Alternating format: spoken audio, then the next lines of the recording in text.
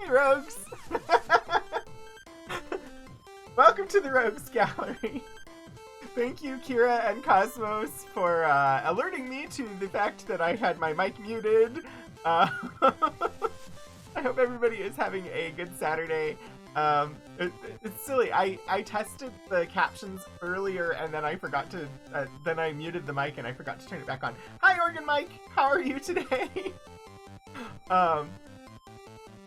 It's the weekend for Christmas. So actually, I should mention, next Saturday I'm not gonna have a stream on Christmas Day because I'm going to take the day and spend it with my husband, and I don't know what we'll do, but we'll do something. So there will not be an Ultima stream next Saturday. So it'll be today, and then it'll be like 2 weeks. Which is... yeah. I mean, yeah. I mean, I'll be live again on the 26th, I assume. And Liz! Librarian Liz! Welcome to the stream. Welcome everybody from Liz's library. It is so great to have the Library Menaces show up. Hi, Key Squared. Yeah, Wraith Faye, thank you. Thank you for the hype emotes, yay! Hello, welcome everybody. I am Rogan27, this is the Rogues Gallery, welcome in. Today is Retro Roguery. It is the day that I have been playing the Ultima series from Ultima 1 on through. We're gonna finish up Ultima 4 today and probably start Ultima 5. And I have been doing that for almost a year because the very first time that I went live was December 26th of last year. Hi, Shiny Marigold! Welcome! So, yeah, I think it's been a year, which is surprising to me. I never really expected to do this so much, and, like, I really enjoy it, and I've been doing it a lot. But, yeah, so... I hope that you all are gonna have a good Saturday. I hope that you're all having a good weekend. It's been really warm here and the weather has been pushing through, so it's been rainy, and that has, of course, not done good things to my sinuses, but when are my sinuses ever nice to me? So anyway, I was just saying we won't be... Oh, yay, Kira, thank you so much for giving a shout out to Librarian Liz. If anybody's here who does not know who Librarian is, Liz is an absolutely wonderful streamer, an absolutely wonderful person who is indeed an actual librarian. And if you go and visit her stream, you can hear books read and occasionally some games played and things like that. Oh, I didn't see it twice. So, Kira, I think we're good, but also... it doesn't seem great that your internet is the one going out today because, usually that's my internet. But yeah, so, I was mentioning the schedule for the upcoming week. So today is Ultima. Woo! Tomorrow is Mass Effect. Monday, thanks to Lord Portico, we will be continuing with Evil Dead: A Fistful of Boomstick on the PS2. And Wednesday, I will be doing the final archives stream of the year, which will be on holiday cocktails and mocktails. And I will be joined by a special guest named Archivist Kira, who will be actually on camera with me talking about the history of some of the things. I think I'm definitely going to be quizzing about the history of Tom and Jerry's, because what's that all about? So we're gonna have that coming up on Wednesday, but next Saturday there will not be a stream on Christmas Day, and then on Boxing Day, I guess it is, December 26th, I will be live on my 1-year anniversary of the first time that I ever went live, but I'm not really planning anything special at the moment, so it'll probably just be more Mass Effect. But anyway, yes! I mean, Liz, internet goes down here when there is a drop of rain. So, yeah, Liz is definitely cool enough to shout out twice. So yeah, that's what's coming up. We are presently playing Ultima 4, and we discovered last week that you can save in the Great Stygian Abyss, which is the final dungeon. We started a push, we went an extra hour on, but every level of the Great Stygian Abyss seems to be designed to take at least a half an hour to get through. We made it to level 6, but we did discover that despite not being able to save in any dungeons in the game, you can save in the Great Stygian Abyss. So we saved on level 6. We had almost finished level 6. We were done with level 6. But I needed one more Dispel spell, and I didn't have one mixed up. And you can't mix them in rooms, so I would have had to restart the level, and we ended there. We're like, nope, we'll do that this week. So we have level 6, level 7, and level 8, and the final quiz to finish Ultima 4, and then I think I have things ready to go for Ultima 5, which was the game that got me into Ultima. It was the very first, it was honestly one of the first video games I ever played was Ultima 5. Played it a lot as a kid. I don't really remember anything from it except the song that you have to play as part of a puzzle, although I don't remember how to play it. I just remember the tune because it stuck with me all these years. So, oh, Liz, I hope that you have a good time baking and have a good rest of your weekend. I hope you have a great holiday too. Thank you for bringing your community by. And again, if you're not following Liz, Liz is definitely worth a follow. So, all right, I think I'm going to bring up the actual game screen, and we can get through the rest of Ultima 4 because I'm kind of excited. I've worked my way back to Ultima 5. We're not quite to the game that got me started on this entire endeavor, though. I have to go through 5, and then 6, and then Worlds of Ultima 1 before I can play Worlds of Ultima 2 Martian Dreams, which was the whole reason I started playing the Ultima series in the first place on stream, was to finally play that game all the way through. We will get there eventually. Alright, let me get things working. Where's the button? Jeepers. Okay. You all should be able to see the game now, along with the map of the Great Stygian Abyss. Okay. Let us journey onward. Also, I'm very extremely hopeful that Ultima 5 we will actually have the game music again, because I don't know what Ultima 5 would be like without the game. I think it better be there.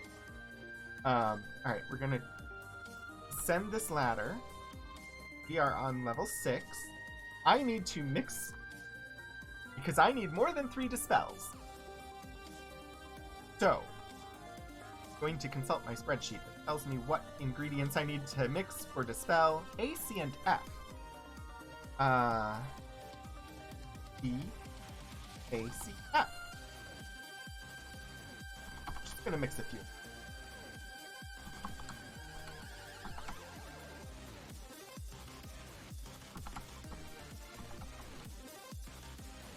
Alright, we have 11 Dispels now. That should get us through level 6. I have, let's see. 5 Awakens, 1 Blink. I don't really need the Blink at the moment. I only have 4 Cures. I might want to make some Cures before we proceed on. 9 Gate Travels. I don't really need those. 12 Heals. 12 Light. I have Quickness spells. I totally forgot I had them and I have not used them. Alright. I think we're good. Let me just make a few cures. CBC.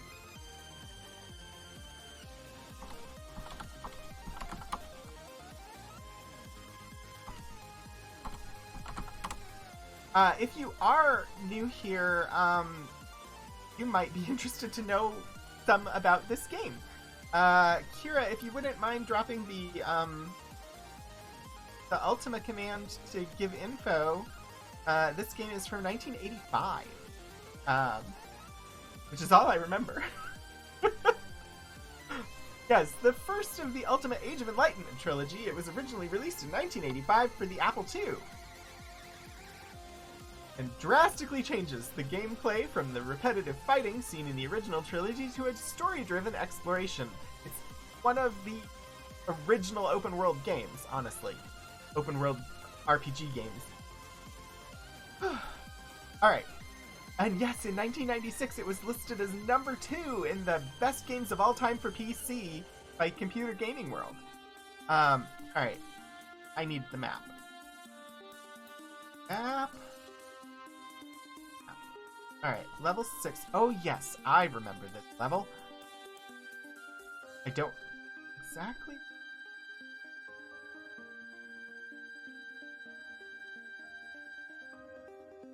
I'm heading south?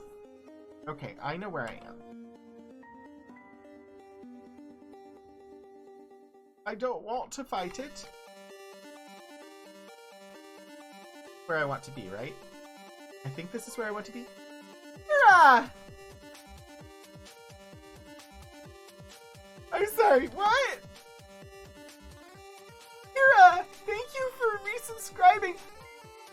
It's my very first 12-month resubscription. That's amazing. Thank you. And then 120 bits. Thank you so much. And also, like, thank you for just being an amazing mod and always being around and supportive and helpful. And like, honestly, I could not do this without you. So thank you so much. Amazing.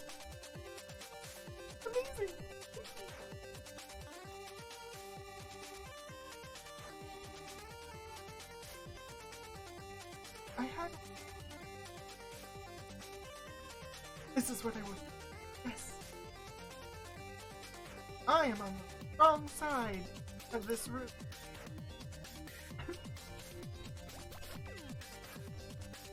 I would very much like to point you all towards Kira's coffee so you could give Kira money, but Kira refuses to get a coffee, so don't really have that option.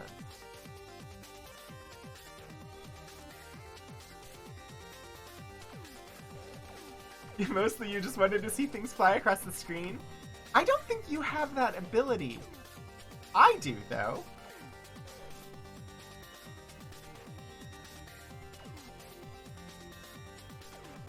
I don't know if you can do that command, but...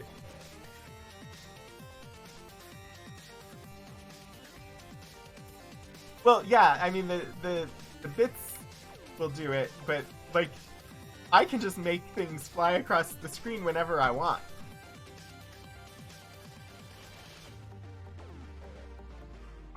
Eventually I will be able to fight these things and make them disappear, and that would be lovely.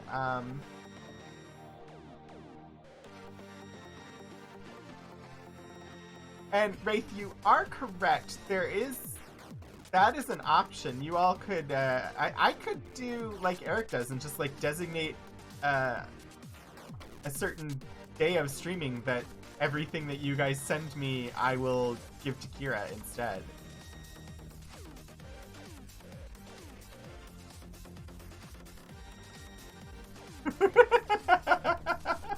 Yes, thanks for Kira. I actually gave Kira her Christmas present on Friday that I have had since the big D&D event earlier this year. Because Kira has mentioned before on stream that she's been going through the D&D cookbook. I forget what it's called, Kira. You're welcome to mention the name.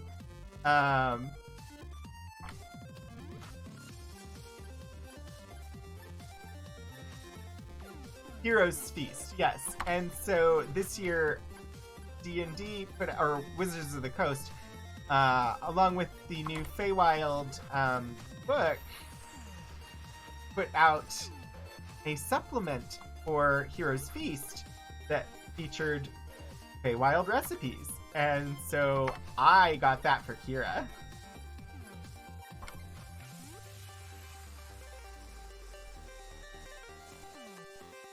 I had to buy the map because it was an extra that came with the map, but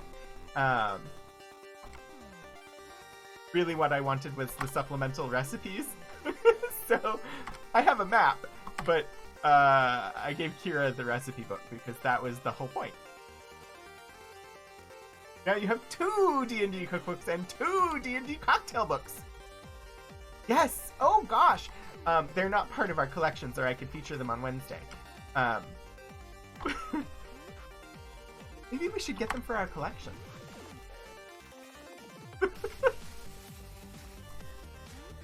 I think they fit well within cocktail history and cooking history.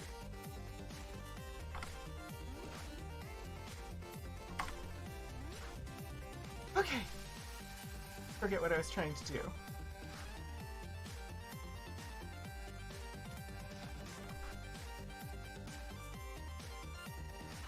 This. There! Yes! Good! They're both modern and functionally historic.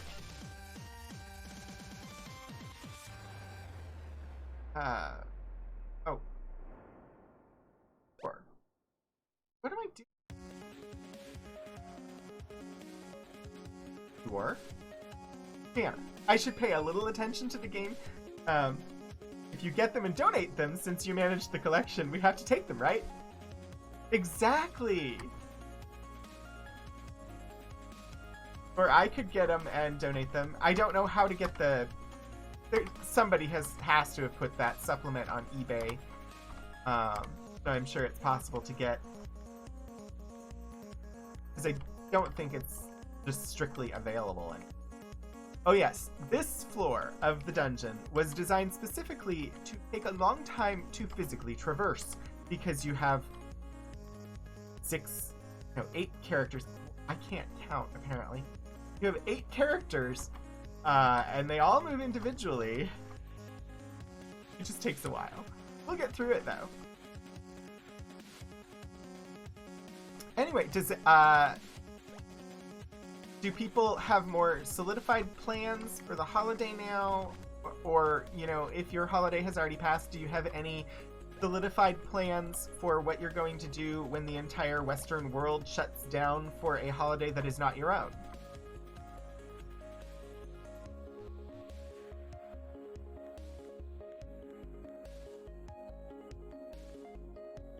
Lots of sleep sounds like a great idea.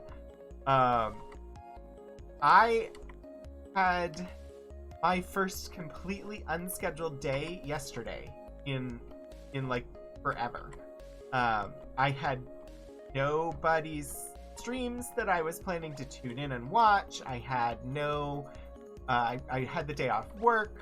I had nothing on my calendar for me to do, and it was kind of nice.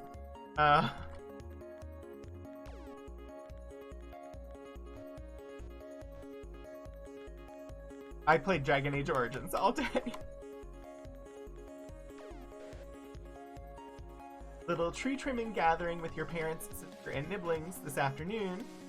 Looking like Christmas will be strictly online from the church. Recordings in the next few days, with that being yeah. We will be at home. My husband is on call for work, so we will not be traveling at all, because we have to stay in town. Which honestly, I don't mind. I have mentioned before Omicron. Yes, Omicron is a little scary at the moment. I don't know if you all saw the news from like Cornell University, but they had with like 97% of their students vaccinated, they've already had 6% of them of their student body come down with Omicron, and the majority of the students that have come down with Omicron were fully vaccinated with at least the first 2 doses. And while supposed to be more mild symptoms, doesn't mean no hospitalization. So it is quite scary. I know Broadway has been canceling some shows. I know other things have been closing down. So it does look like there's probably going to be a big wave in the United States after holidays, because people will be gathering with and stuff like that, as well as traveling a lot. There's going to be a lot of people in airports. So I just hope that everybody keeps themselves as safe as possible. I believe the recommendation is that if you can get your hands on one of the rapid COVID tests, the antibody tests, you should go ahead and do so if you're planning to be visiting with people, and take the rapid test before going. And if it turns up positive, don't go. The rapid test is good at letting you know if there are antibodies in your system, and if it comes back positive, that means you could be contagious. You should not go to a gathering. If you're trying to figure out if you caught something at a gathering, that's when you want to actually go to your doctor for the PCR test instead of rapid test. Your library school alma mater also canceled fall graduation events and most other things, though finals are still happening. Yeah. Oh, Mike, I didn't know you were still dealing with breathing issues from it. But yeah, I from everyone I've heard who's got it, even if they had a mild case, they're like, you don't want to get this, and I don't want to get it again.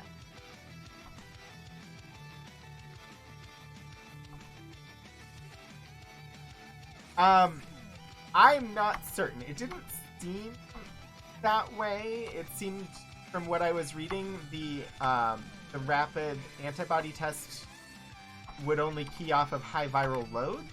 But I am not a medical expert, and I am just relating what I was reading online on the internet yesterday about, hey, how do you get these, and when should you use them? So definitely do your own investigations to see if it is the proper product for you, and don't just take my word for it. Because honestly, I was just trying to figure out, hey, if this was something that I wanted to do, how would I go about doing it? And apparently in the US, in order to get those rapid antibody tests, basically you go to your drugstore and you pay like $20. Because they are not free, and as far as I could tell, it didn't seem like they were fully covered under insurance either. Because capitalism. Anyway. So I think our plans for the holiday involve fondue on Christmas Eve. which is a tradition of my husband's.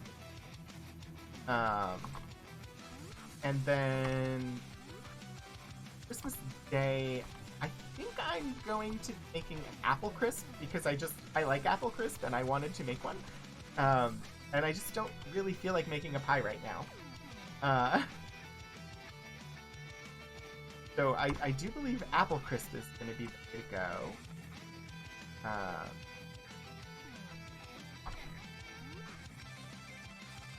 Otherwise, I'm not certain. I was thinking, like, the students have left. And so I was kind of thinking, like, with the students not here anymore, there might be. So I don't know if the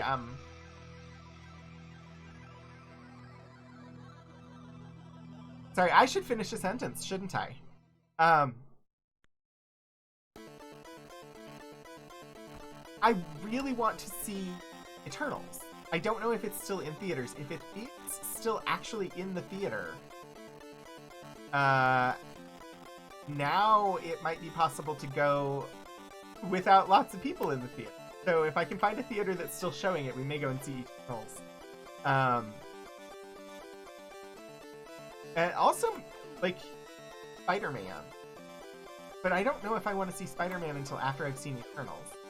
So it may be a domino effect thing of, like, maybe not seeing Eternals until the Spider-Man, or not seeing Spider-Man until Eternals is done. Why couldn't it be one of my casters that had been poisoned? Can I just, like, transfer the poison to one of my casters? Because right now, it's only non-casters and I need a freaking caster to get... Anyway, sorry. I'm gonna wait for people to wake the heck up. Stop going to... I know it's magic, but stop it! Stop it!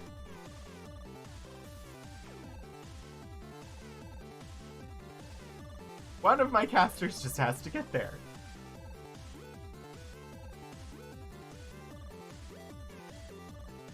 I hadn't thought of doing that. I don't think I have any of them prepared, though. But that would be a good use of that spell.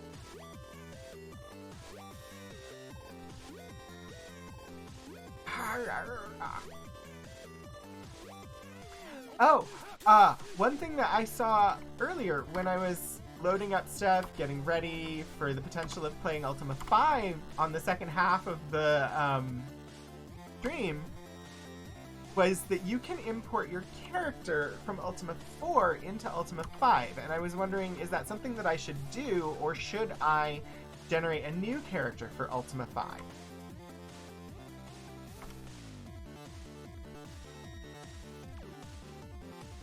Cast to spell.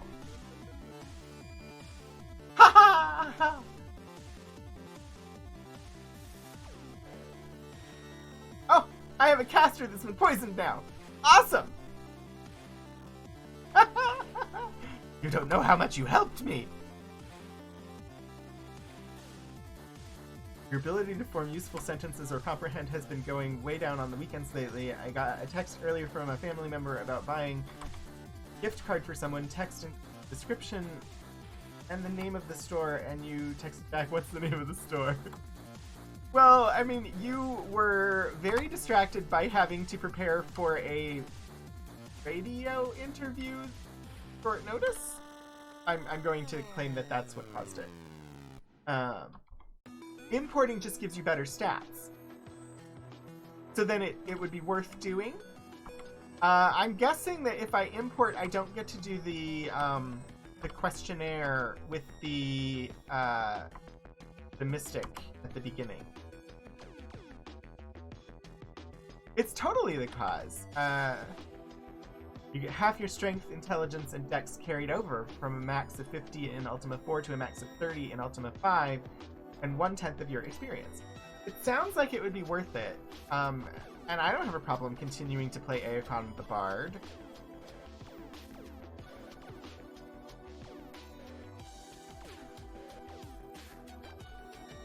Now we wait. I'm all for saving on grind.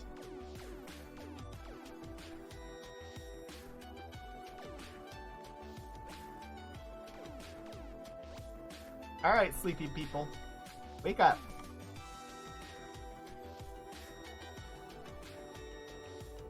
Apparently they just won't be a bard, he'll be reclassed at... Oh. Avatar becomes a class.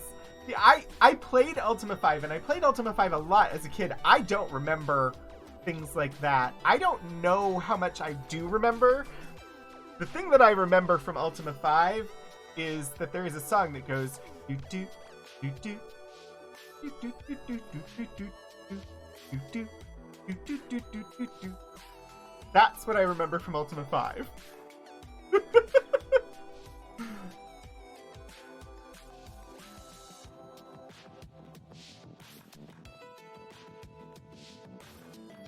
And I think that that is the most important information to have recalled from Ultima 5.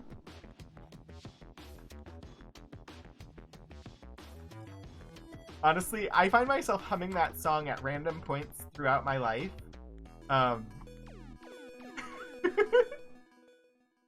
Lord British is missing! Is that just a reskin of Alice is missing? Cast the spell.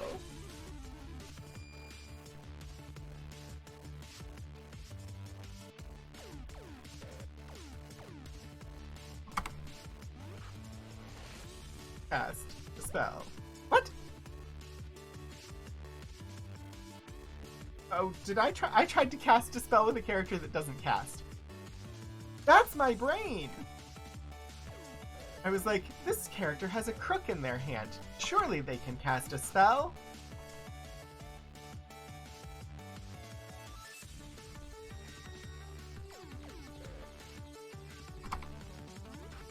Shepherds are not casty.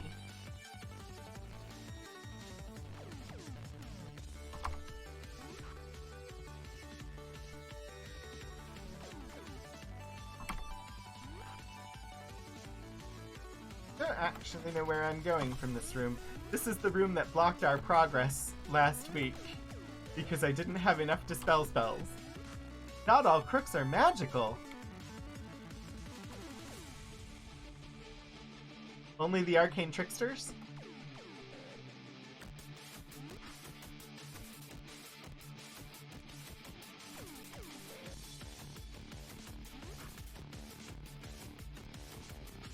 Cast Dispel! Huzzah! Huzzay! I think we will get through this today.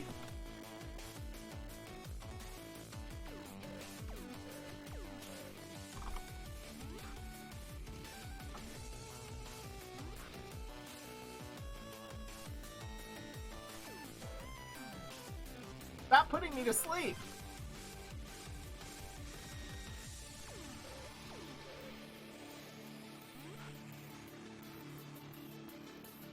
Hi, Galar Dragon!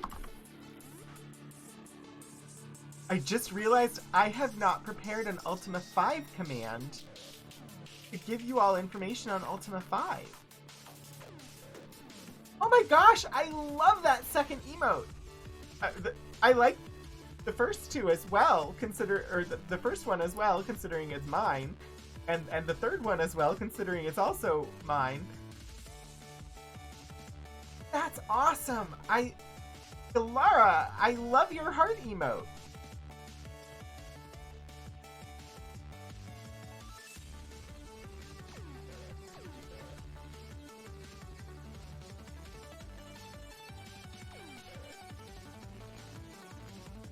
I saw that you made chocolate chip cookies as well, and I was somewhat jealous because I was very snacky when I saw the picture, and wished that I had the cookies for myself.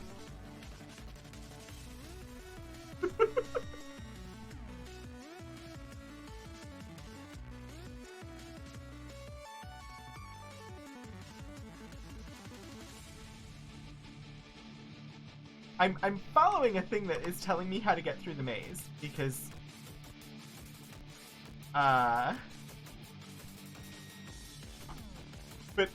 it's not so detailed that I understand everything. It was just like, step here to make bridge. I'm like, I don't know what bridge you're talking about, but sure, I will head over there and step there. But I can't. Galara, thank you for the lurk. It is wonderful to have you hang out, whether you're actually active in chat or not. I appreciate everybody that is here. Because honestly, just showing up and being present is one of the best things to do to support the stream.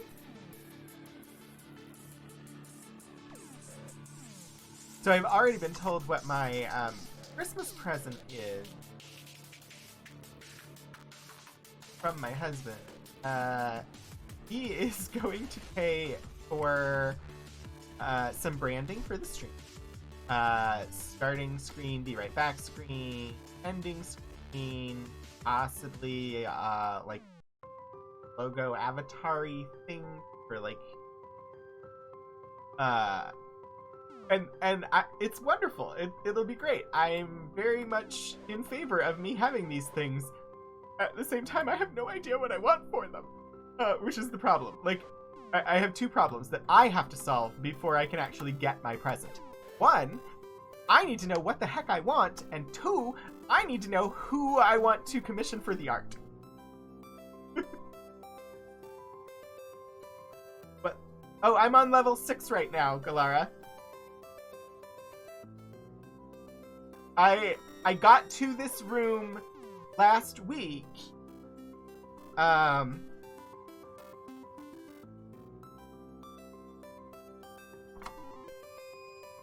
But didn't have any. I didn't have enough dispel spells left, so I could not finish the level.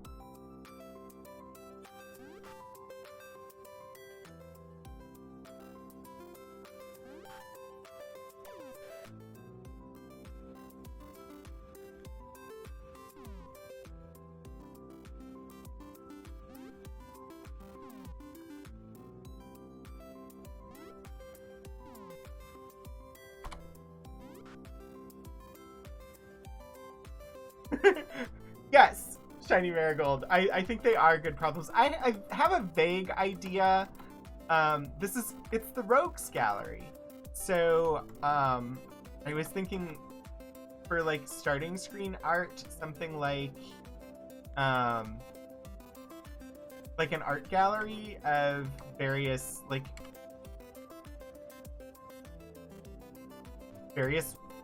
rogues.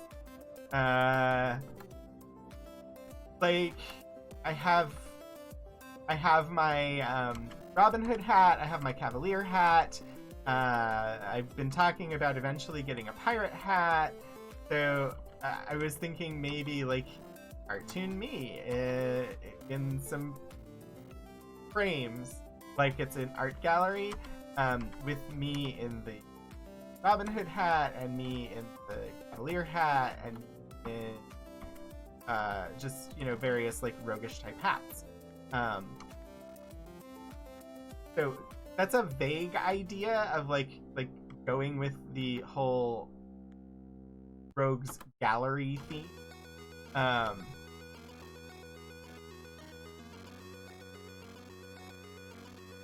Ooh, like wanted posters. Oh gosh, that's even better, Shiny Marigold. Thank you for that inspiration. That's actually perfect. That would be a much better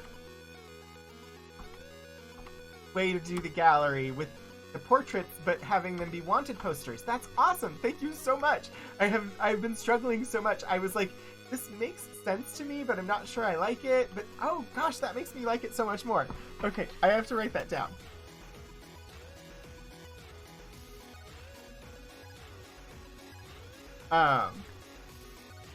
I need to look, because if I can, I'd like to commission somebody from within the community, like the broader, like, streaming community of people that I know to actually do the art. I just don't know who's available for commissions, or like who would do like a whole big thing.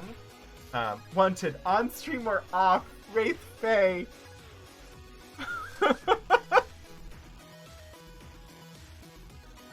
I'm writing that down too.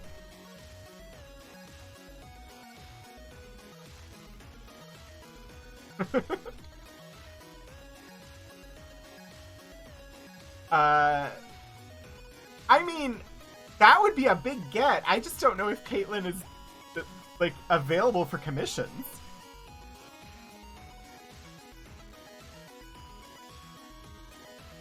I do like Caitlyn's art style quite a lot, and I think I would be very happy with that. I just, like I said, I don't know if she's available for commissions. So from...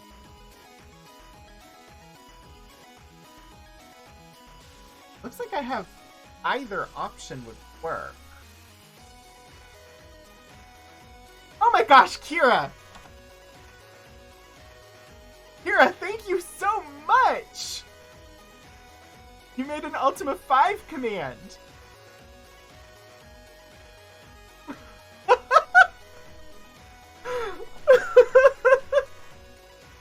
That's amazing, Kira! I've gone and been doing all of those myself, and I never asked if you would do one, but you clearly paid attention to what's in them, because... Thank you.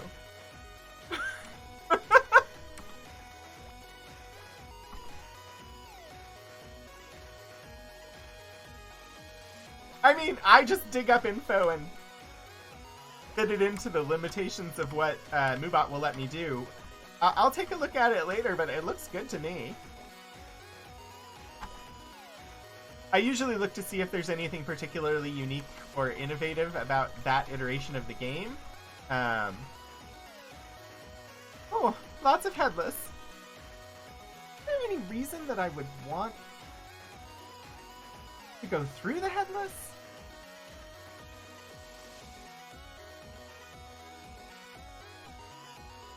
Almost as if we're information professionals. Well, and like, I started doing it kind of like, because, hey, I'm an archivist and these are old games, and like, describing old things is kind of like my job.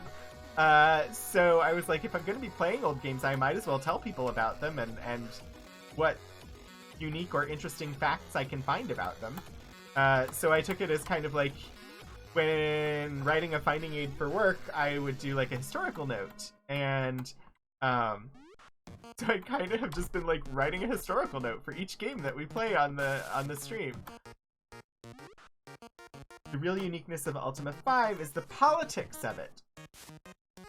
Also, thank you, Mike. Cast heal on Mariah. I had not been paying any attention to their hit points. Because I've been chatting with chat while I do this. Not that you should stop chatting. If I die because I'm chatting with chat, then I'm doing it right.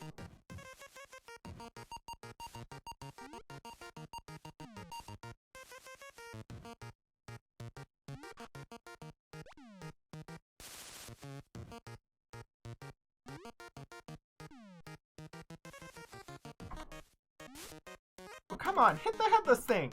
You can't be that dexterous.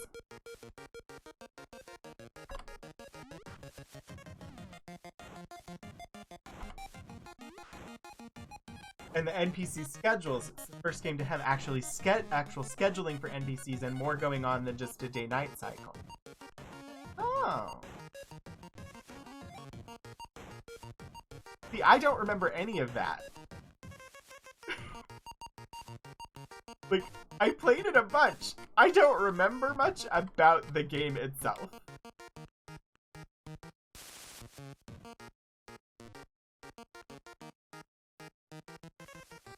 I don't know why I'm going left here. I just, like, that was the blocked passage.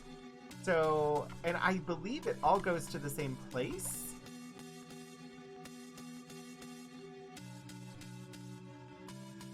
Oh, I just went left! That's okay, I can always come back through and fight the headless again if I have to. I already had somebody leave the screen though, so... Oh crap.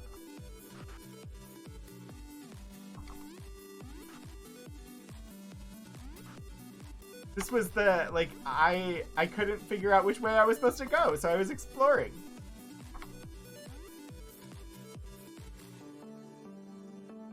What? Oh, darn it. So I have to go all the way back through then. The Dr. Cat NPC always arrives at work at 11 a.m. because the real Dr. Cat would sleep late and get to work. That's hilarious.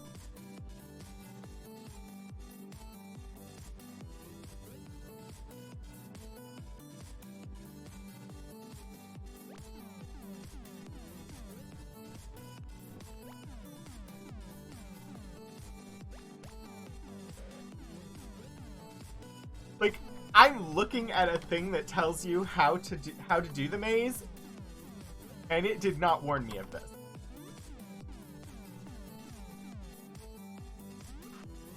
It didn't tell me which direction I needed to go or where I was trying to go. The last dungeon of Ultima 5 is worse? Thanks.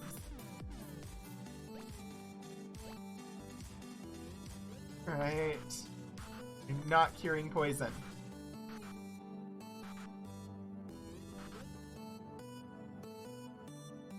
What is this?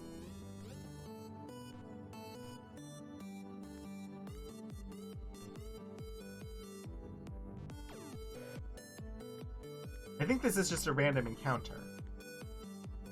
And that I cannot run away from it. This is a combat map inside a secret door. That's pretty cool. I'm actually kind of glad that we got this. Because it's unique and different.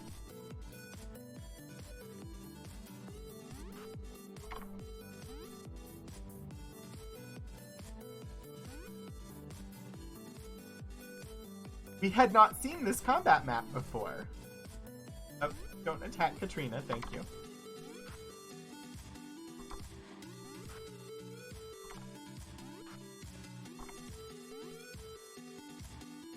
Just the fact that they thought of a... They realized that this was a possible instance, and they were like, okay, if this is a thing that can happen, we need to make sure that we're prepared for it. I don't think I can hit them while they're in the wall.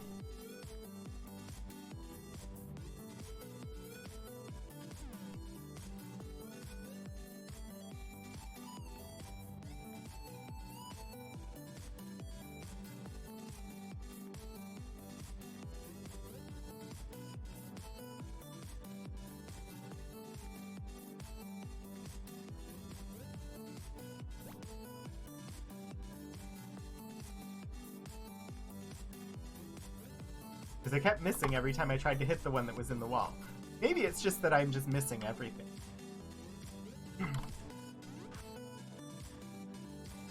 Shows that the secret doors were actually 30 feet wide.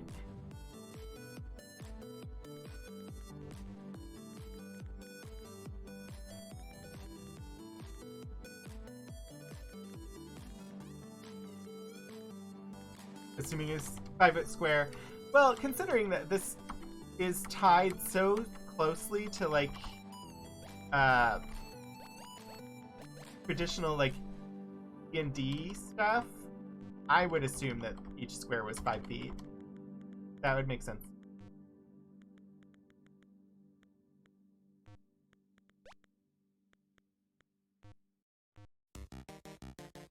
This is as close as I'm getting to any,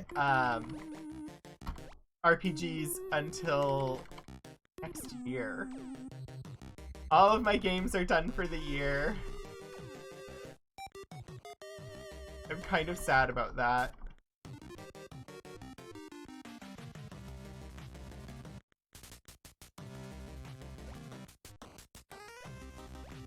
But the next time that, like, my regular D&D group was supposed to play was Christmas Day, and so we're not playing. And we typically play every other week, and then the other game that I've been playing in, we're also done until, like, 12th of January, I think. Hi, Orangitis! How are you today?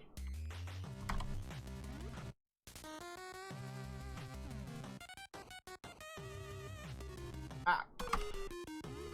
You can't attack just by pushing the arrow key. No matter how hard I try, it just doesn't work. Balron is going to put us all to sleep, and that's going to really slow things down. There's a reason I kept people poisoned. Because this being my third time through these rooms, I know what is in store. And I know that having somebody poisoned who won't fall asleep is a good thing.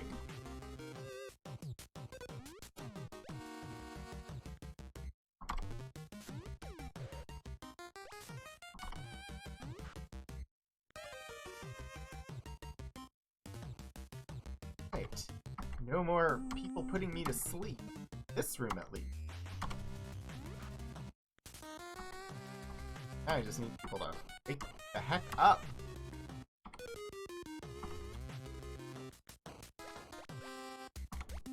I love the game seems to actually notice, like, if you're about to walk off and leave the sleeping people there, they start to wake up.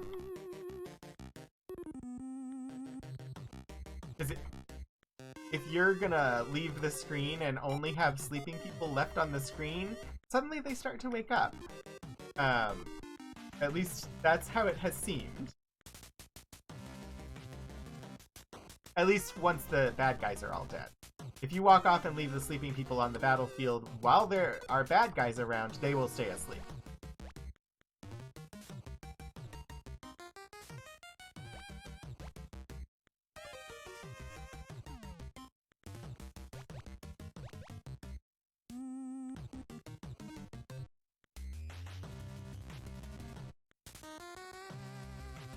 I am going to get through this maze. We are going to finish level 6 today. Level 6 of this dungeon will be done today, for sure. You know, I thought we were going to finish this game today, but at this rate, we might just finish level 6 of this game. 7's not too bad.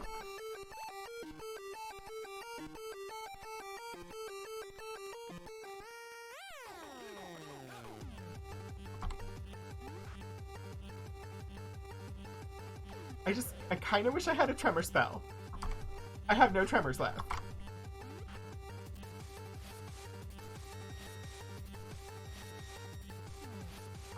Also, I desperately hope that I have enough dispels.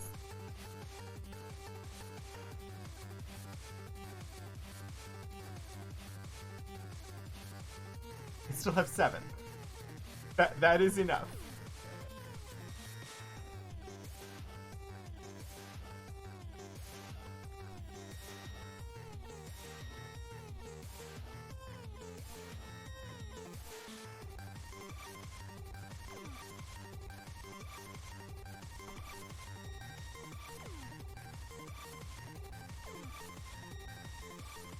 So has anybody been getting, any snow for Christmas? We have rain.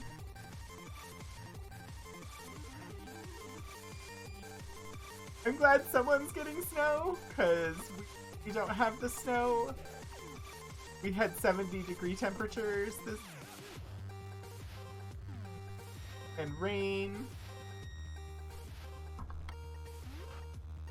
It has been way too warm. Like, doesn't feel like it's the holidays because it does not feel like the end of December. It feels like end of September weather-wise. I'm dreaming of a rainy Christmas for the 3rd year in a row. Your air conditioner still turns on. I think if our thermostat was set to auto instead of to heat, ours also would have come on. Last night it was definitely too hot. I actually had trouble sleeping. It was 22 below Celsius when you woke up this morning. That is pretty chilly.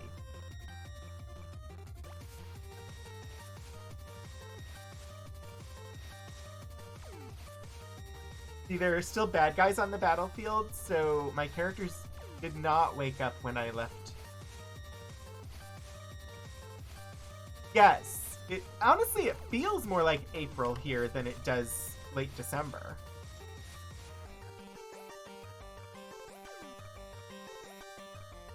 I think I've only had one or two white Christmases in Virginia. And to call it a white Christmas, it just needed to flurry. Like, not necessary to, like, cover the grass, just necessary to have actual snowflakes falling from the sky, and that was what I considered a white Christmas growing up. Then I lived in Minnesota.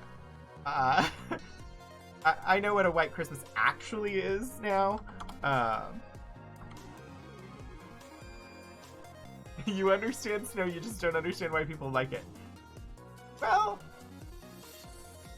I love it because I got so little of it growing up, and I always found it fascinating, and I enjoyed it when it actually fell from the sky.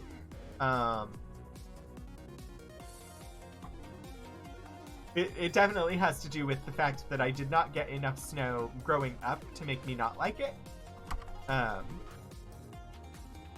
And when there was winter weather growing up, it tended to be ice storms, because we would be like right on the 32 degree Fahrenheit line, or the 0 degree Celsius line, to where it was usually a mix of sleet and freezing rain and snow. So when it came down and it was all snow, that was a special thing. Yes, White Christmas counts if there's snow in the air or snow on the ground by Christmas Eve or Christmas.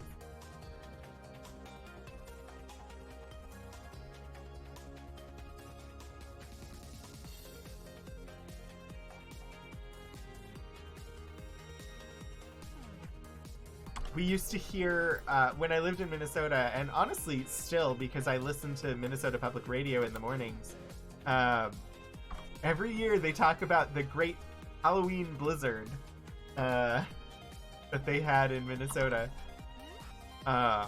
which was definitely before my time living there.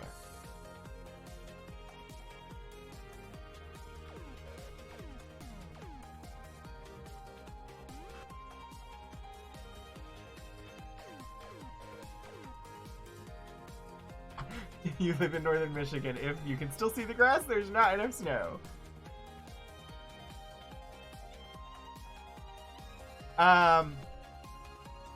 Mike, I remember...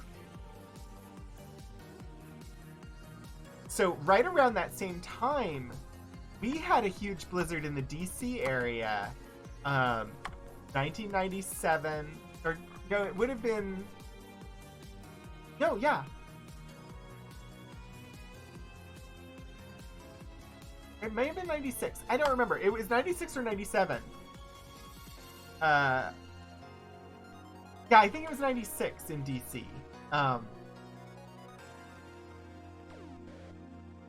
Two of my high school years, they canceled exams because of huge blizzard. That is... I don't know who's asleep right there. I'm gonna try Awaken on Mariah. Nope, not Mariah. I don't know who's in front of the Hydra who's been asleep this whole time.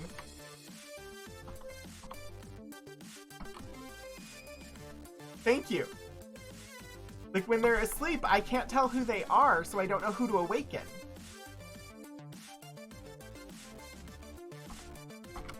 Moving Jana out of the way there. And we're having somebody poisoned go in there.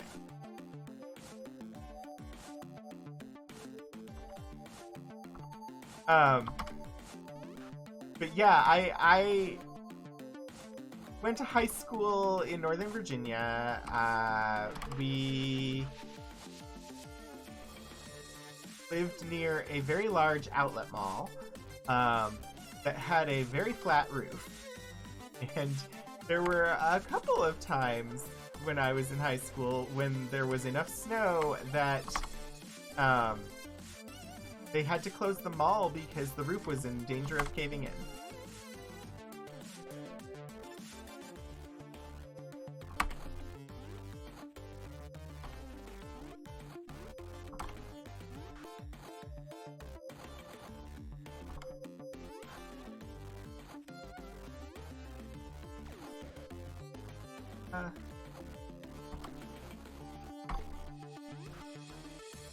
I feel like I'm repeating myself with these levels. It could be because I'm repeating myself with these levels. Anything with a flat roof is reinforced. Yeah. Well, and it was dumb of them to make a flat-roofed structure that large anyway, because they get snow. They get ice buildup. They get... It was just stupid architectural design for the needs of the area, but they did it anyway.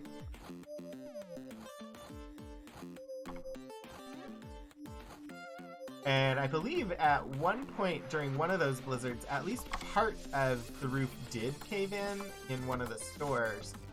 But I don't know. My mom worked at the dollar store at the mall at the time.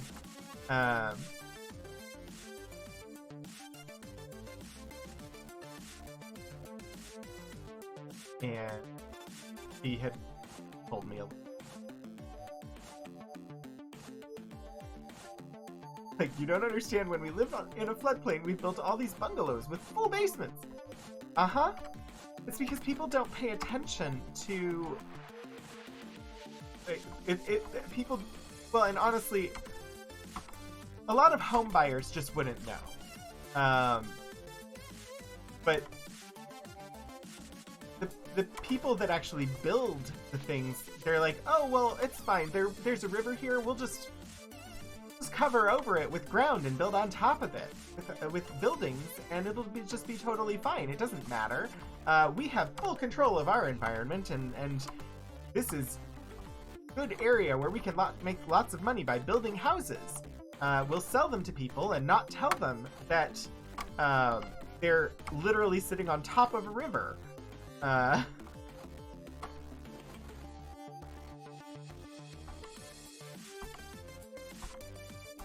We actually, the portion of campus where our library sits is basically on a floodplain. And the buildings across the street from, or buildings right next to the library, literally sit on top of a creek. GIS is a great tool.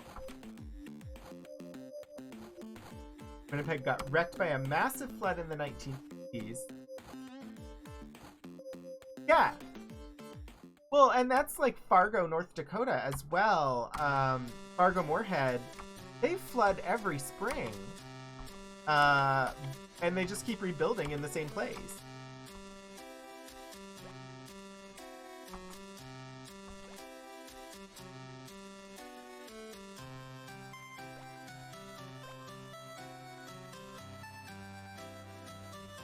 This Skykill flood this summer, I'm not sure I know about that one. Fargo's on the same river as Winnipeg, yeah.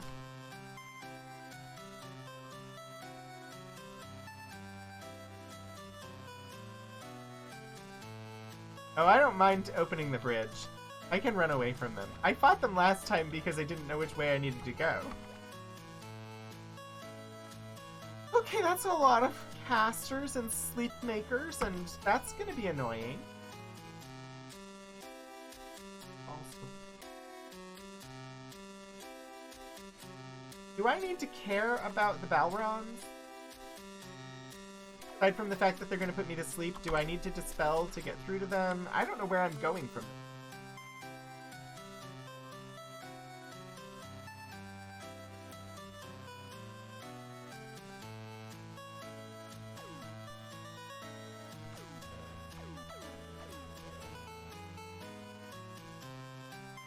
Do I just need to go east or south out of this room?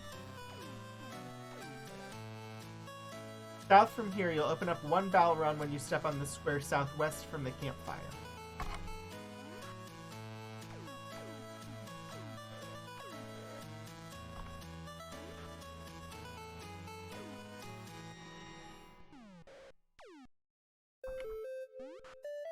At the moment, I just kind of wish all of my people were poisoned so that they would just all be awake, but... Oh no! I have 0 dropped frames at the moment. So it does not appear to be an issue on my end. Is anybody else having some stream issues?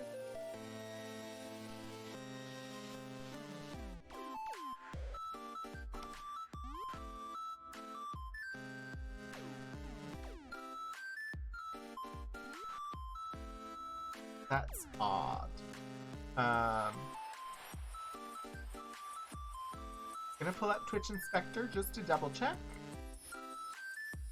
Not appear. I have not had any stream issues. No unstable events. So I'm guessing it's probably on. Wait, you've had some issues as well, Kira. Because Twitch Inspector's not showing any ability, and OBS is also not showing any instability. So I don't know.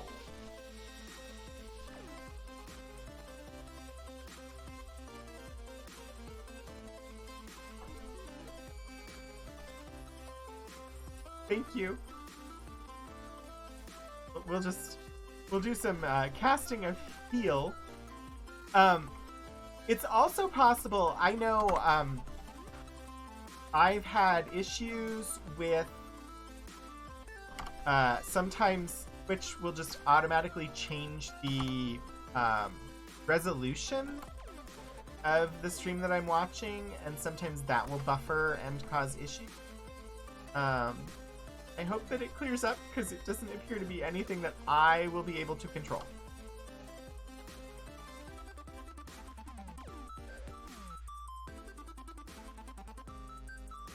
Because everything on my end looks 5x5.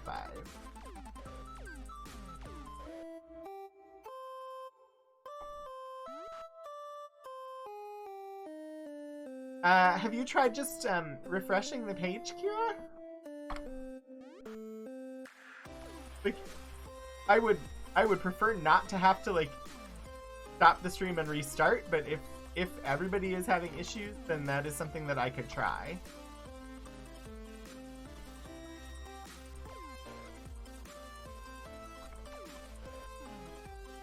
I think we're just gonna kill all these Balrogs.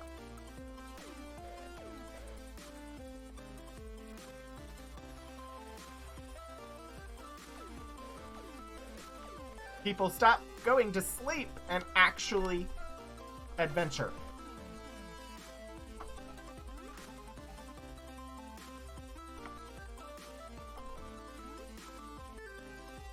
What would be really lovely is if we had decent internet infrastructure across North America and the world at decent prices where people could actually access it. And, you know, it'd be lovely if everybody had fiber download speeds, and if I had access to an upload speed that was more than 10 megabits per second. You know, these would be lovely things. We have the technology, but we don't have the infrastructure in place to actually support the types of internet content that we're trying to deliver everywhere all the time.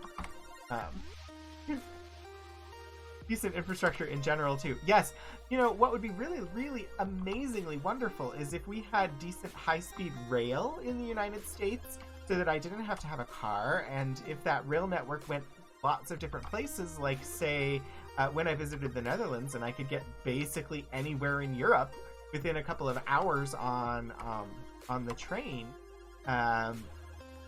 something like that would be really lovely. If we had high-speed rail, it would be possible to, like, live in Minnesota and work in Philadelphia. Because your commute would not be too bad to be completely inconceivable. It's not a transporter, but it's kind of the closest thing. And there's no reason that we can't do that. The technology exists. They have it all over Japan, and Japan is full of earthquakes. So... Anyway. Would like to be able to take a train across the country that isn't hella expensive. The public works for the public good? What is this madness you speak of? Yes. See, I can take a train from where I am up to DC, which will take a couple of hours to get me there. And if I do that, once I get there, I have to stay overnight before I can go anywhere else unless I want to continue on up to New York. But if I want to change directions and like go west, which that would be the first transfer opportunity for me to go west, I basically have to wait until the next day to get on a train that will take me west. And in order to go from here to DC, I have to be at the train station at 4 in the morning, and the train station is 45 minutes away. So great infrastructure that we have. Truly, truly couldn't be better. All right, let me see where I am. Chaos! Maybe not commute every day. I know, but it depends on the person. I used to have a 2-hour commute each direction. So, but like a bullet train would be pretty awesome.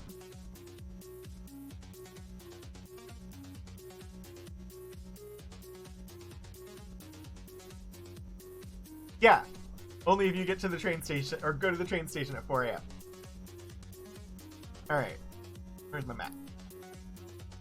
Done with the maze. I have saved on the other side of the maze.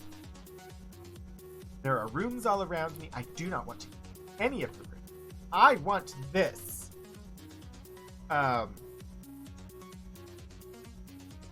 So,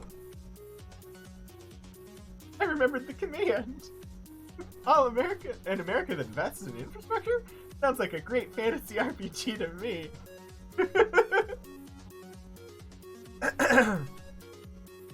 I would love a train that would get me to DC. Right now we have a bus. Like if you don't have a car and you want to go to DC from here, there is a bus that will take you to the DC area. Although it's not really near one of the metro stations, so it's not super useful to actually get in if you don't have a car. The bus runs once a day, costs too much, and it still takes you 5.5 hours to get there. Oh really? We have three buses now. As thou doth approach, a voice rings out. What virtue dost stem from courage and truth? This is a time to consult our Excel spreadsheet. Courage is red and truth is blue, so purple. So honor.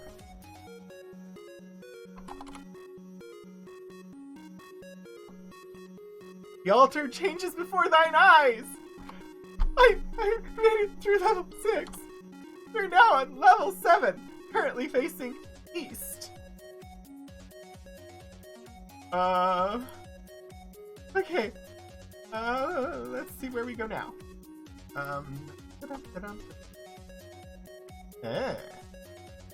Well, I don't want to go east. We have rooms to go through. Looks like 4 rooms to get through as we travel up the shaft towards the tip.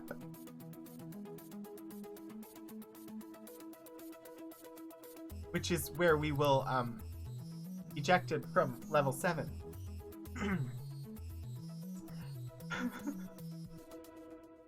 11 hours to go from Boston to DC. That's ridiculous, actually.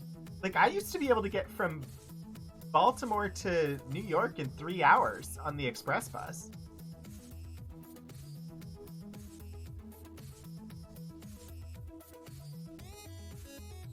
Oh, I didn't know the Virginia Breeze was a megabus. So megabus is actually kind of better than Greyhound if you want to travel by bus to major cities. I didn't actually know we had a megabus that came here. But megabus is kind of like a regional thing and relatively inexpensive. And actually a decent option if you're looking to go by bus, depending on where you're trying to go from and to. It can actually be a less expensive, faster option than the Greyhound. High-speed rail would be awesome.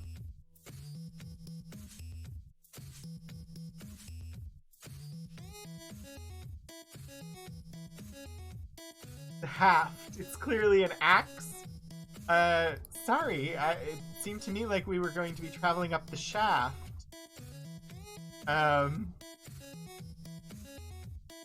Toward the tip. If a bullet train ran from New York to LA, it'd still take about 8 hours. But honestly, an 8-hour trip from New York to LA is something that should be absolutely a thing in this country. There is no excuse for a ground-based 8-hour trip from New York to LA not to exist. You should not have to go air travel to get across the country in less than a day.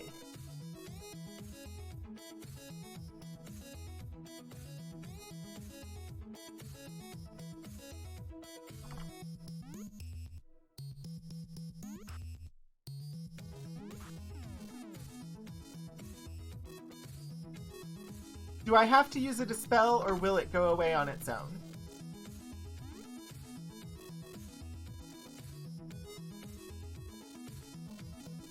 How else will Patsy Gallant manage to be both a star in New York and LA if there's no train?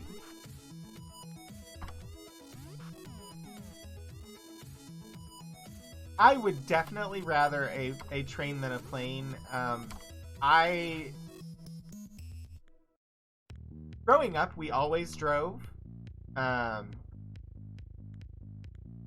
even as an adult, like traveling to and from Virginia and Iowa or Virginia and Minnesota, always drove. Because, honestly, it seemed cheaper. Takes a lot longer, though. I still prefer it because my sinuses don't like flying, and I tend to get sinus infections whenever I fly. So even for like work, if train is an option, I will use train. I don't mind dispelling out, I just wasn't sure. I didn't want to waste the spell if I didn't have to.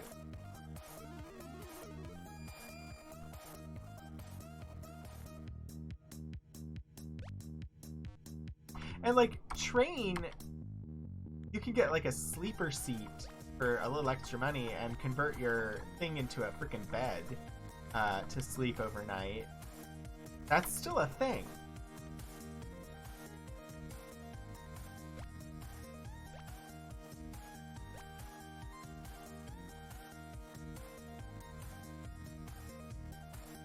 Yes. Well, and most of the security at airports is security theater too. Alright, so we just exited the north, so we need to go west.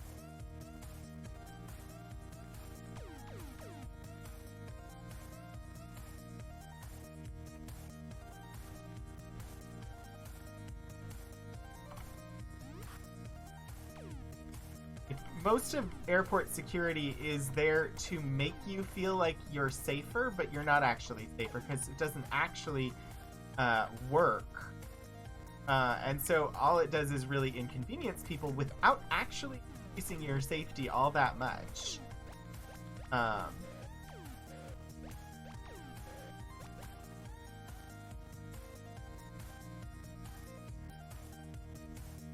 Oh yeah. If we did high-speed rail, they would definitely have their own version of security theater for that too. I mean, last time I took the Greyhound to New York from Baltimore was just after September 11th? 2 weeks after September 11th. I think that was the last time that I took the bus up to New York. And yeah, there was extra security on the Greyhound that had not been there before. It wasn't nearly as bad as like on the plane, but it was there. Take off your shoes. I'm wearing sandals. Well, but So you didn't have to take off your shoes until that guy got on the plane and tried to light his freaking shoes on fire. And like, how? That happened one time and everybody had to change their behavior because of it. It's not like it was an actual threat, or like the security that was already in place couldn't, like... Yeah, it's taking unusual cases and turning them into overall broad sweeping procedures when there's not actually a need for that. Unlike, say, now when we need people to actually like wear freaking masks and people won't do it because they claim that it's not a good thing, when indeed actually for once it is something that is effective and useful. The same people who will definitely comply with airport regulations regarding security in order to keep themselves safe while flying, when a lot of those are just for show, will not comply with actual precautions that are there for an actual demonstrated reason. Why am I talking about this? I don't know. You laughed about bus security? You had an incident there, so getting on the Greyhound was like getting on the plane. Oh, gee. And an hour and a half up the road, they picked up someone with a ticket literally on the side of the road. Yeah. Oh, there's definitely money in it. There's a lot of security companies that make a ton of money off of all of the new security regulations regarding travel.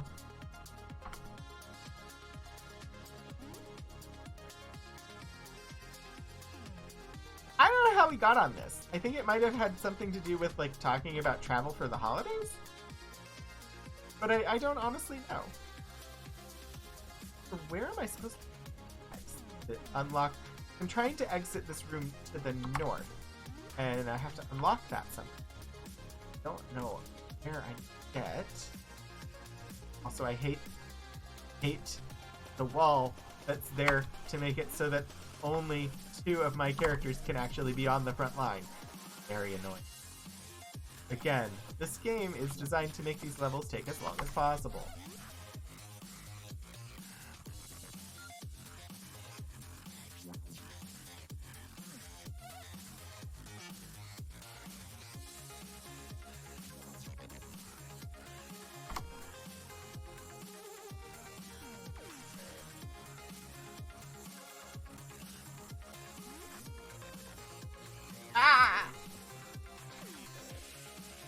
I passed the turn on the guy that was standing right next to the geyser.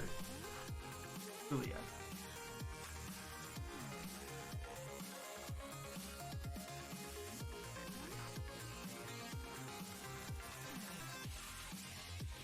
I'm going to assume that I need to be standing on that spot.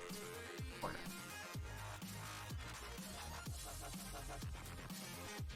Aha! Ho ho hee hee!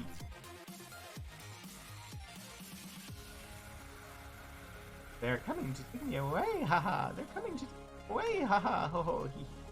It's a funny farm where life is. Oh. We just those fine young men in the nice white coats coming to take. And I will say that song, while is fun and it is the thing that I remember from my youth, does not portray mental health in a very healthy. I will stop singing.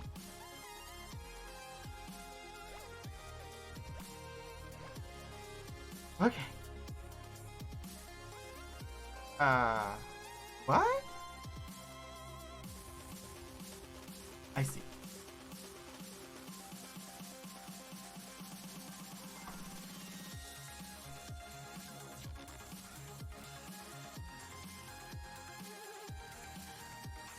Last bell run of the floor. Well, they put to sleep the one person who I need to have awake.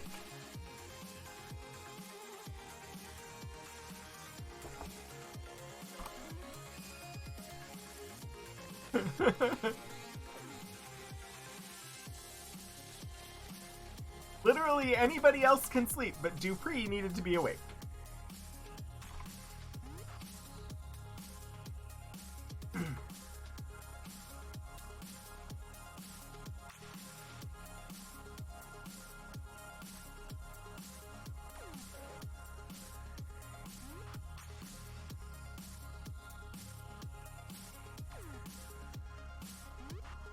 So much.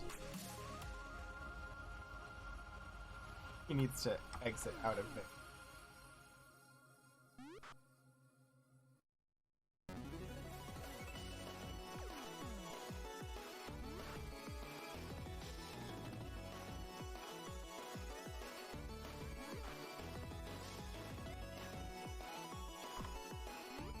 Skeleton moved!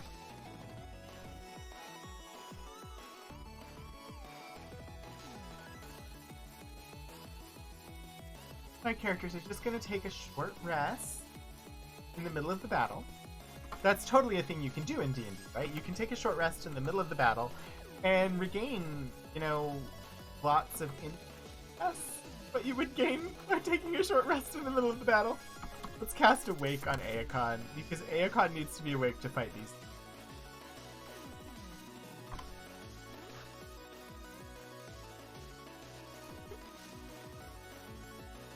Oh, it's okay! There'll be more Balrons on the next level. Great thing. Hate it.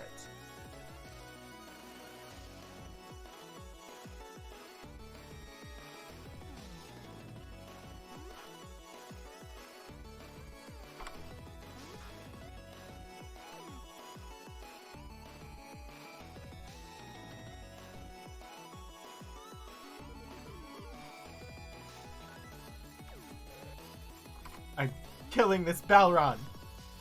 Dragons too, some lava lizards, and a shepherd. Wait, I have to fight a shepherd?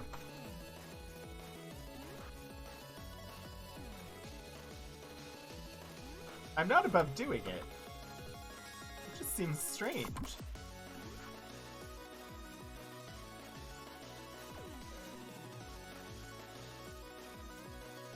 Is it fem shep or male shep?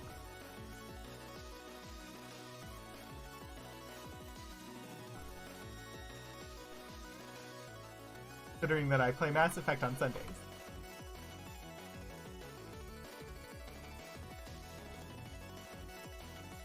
I know that shepherds are good with guns.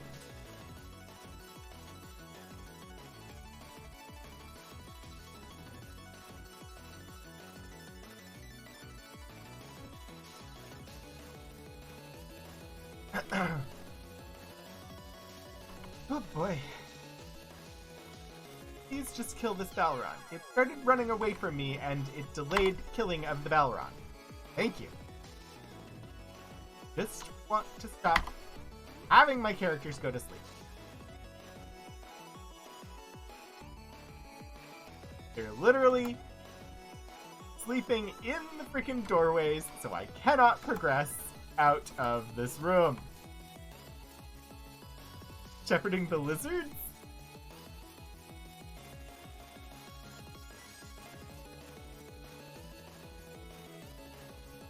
Avernum?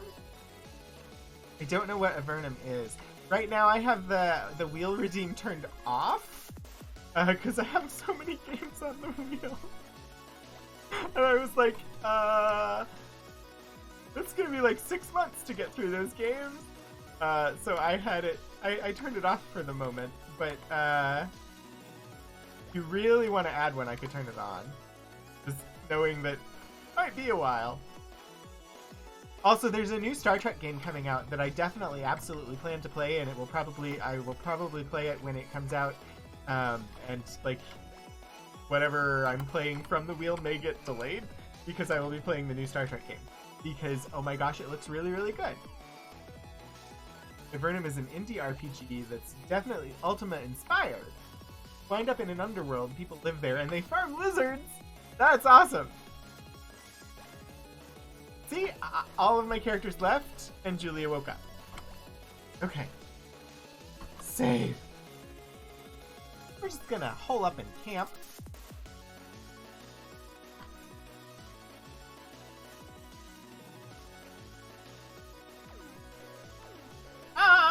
got attacked while sleeping! That's not what I wanted.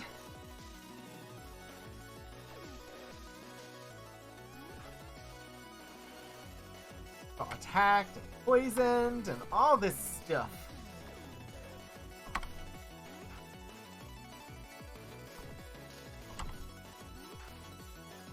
Everybody's still asleep.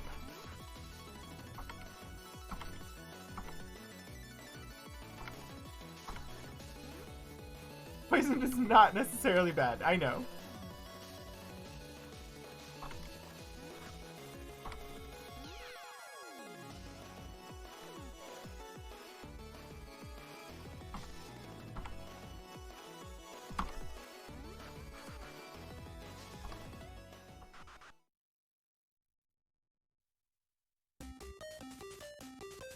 Because in the halls, I don't actually want to.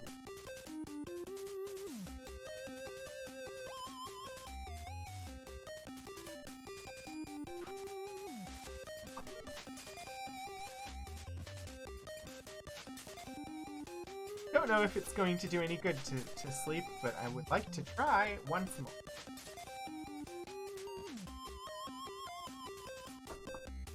Alright. Use stone. As thou doth approach, a voice rings out, what virtue dost stem from truth, love, and courage?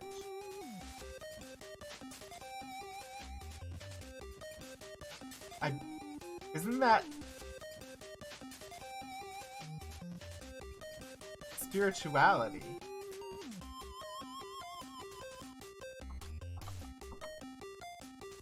White. Aha! Alright, we got through level 7! We are on level 8 of the Great Stygian Abyss.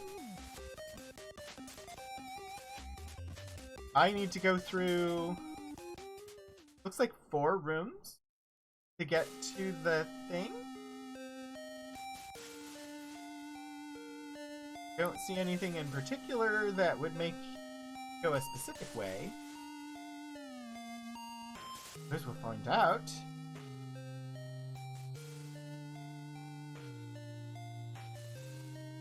If I go through the right 4 rooms, it's 4 rooms. Well, my options are east or south.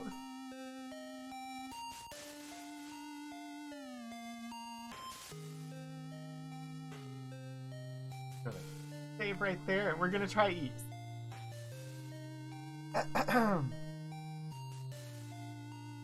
Another Balron.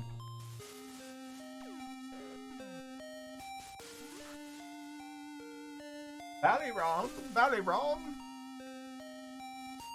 The gazers can put me to sleep too, can't they?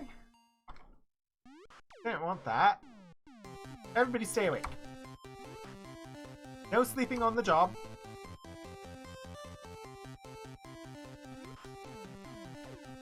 This stranger just needs to get through here. We've got a title to earn.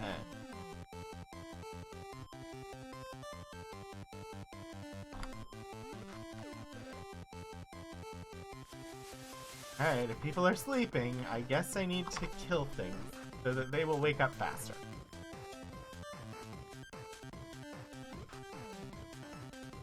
We have discovered that if all the enemies are dead, I wake up faster because I can wake up by just leaving the room. Phasers need a straight line attack though. Balrons just mess with the whole map. Yeah.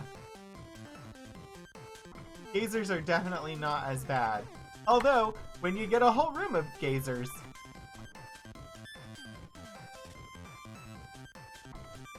keeping toms that they are, it's not great. Alright, everybody leave the room now. The others will just wake up on their own.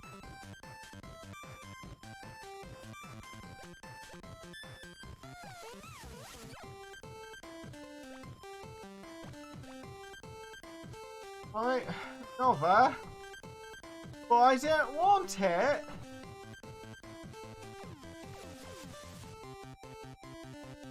But sir, I don't want the Balrog.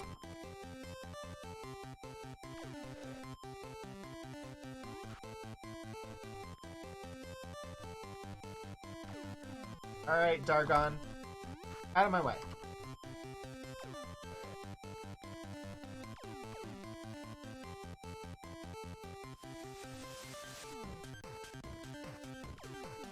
You know what I haven't made in a while, but probably...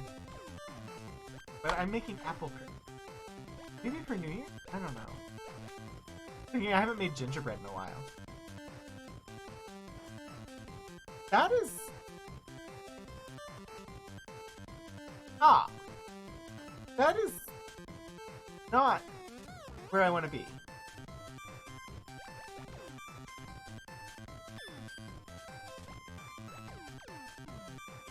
I don't need the gold. Just... I don't need this room. Bye. I need to go out the top of...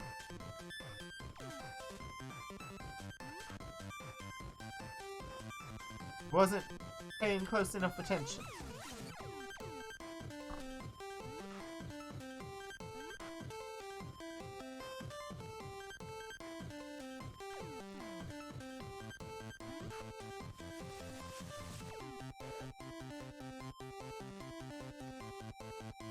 Somewhere there's going to be a button for me to press to open up an exit out of the top of this room.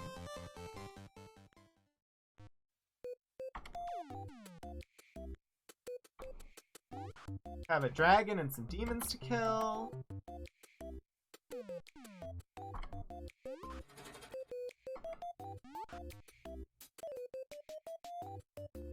So last night, I was laying in bed trying to fall asleep, and for some reason was thinking about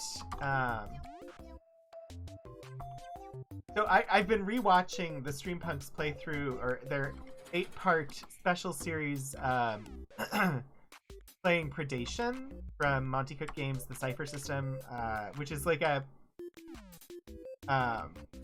it's a system where you travel back in time, or your characters have traveled back in time from a very advanced future that has time travel to the Cretaceous period, or like the time of the dinosaurs, and the giant asteroid is going to come and wipe out stuff on the planet, but they're kind of stranded there because something happened in the future, and so they're in the past. And that is the basic game setting. And yes, oh, I would love it if they would do more Predation. They did a really good job with it. And it is so fun.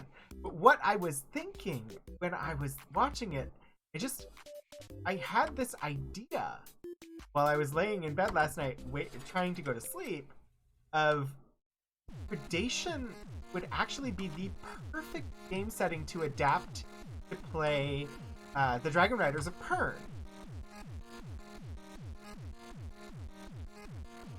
Because basically you could take the dinosaur stats and have them be the dragon. And because Pern is actually far future sci-fi, where they traveled there and settled down, so you can actually find old technology if you're in the right part of the planet, and you just have to come up with rules for the thread. But yeah, minus the time travel bit. But it has the bones to be fairly easily adaptable to Pern. Alright, is it not possible to exit north out of here?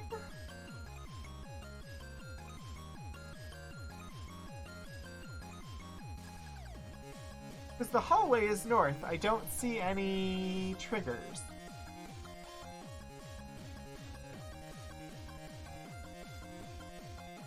Do I have to go the other way? I don't understand.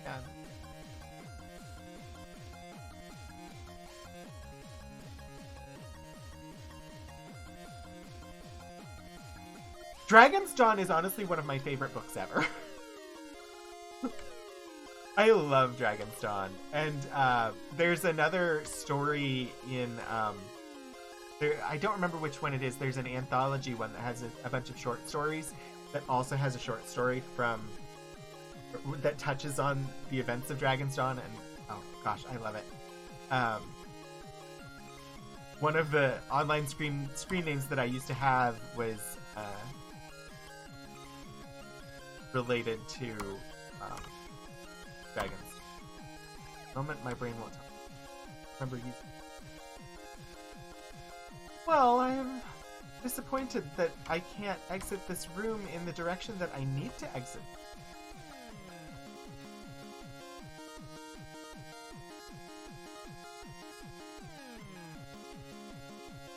Ramon.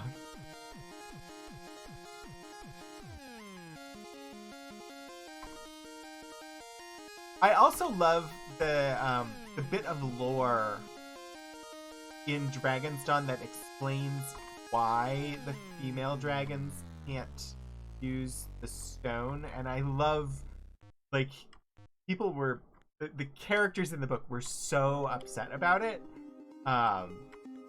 Like, they were angry. It was done because a very, very conservative person was like, well, women shouldn't be fighters. And so, as they were genetically engineering the dragons, decided that the female dragons just shouldn't be able to chew the firestone and breathe fire, because they wouldn't be going fighting, so they wouldn't need to do it, because they only existed to bear children.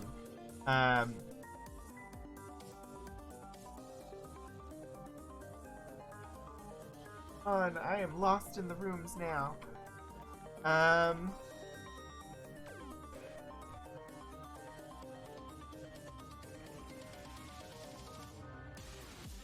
so confused.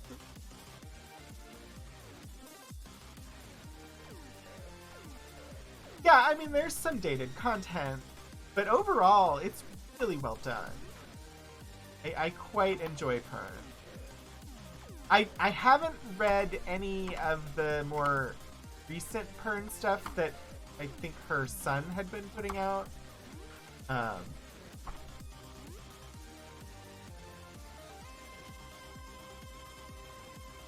also love all of the stuff having to do with the dolphins.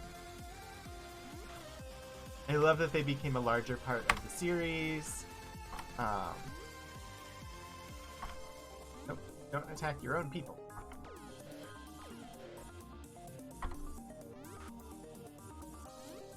There are some issues with it, as with many of the properties from the 80s and the 90s, including the Ultima series, where it sort of fetishizes the traveling folk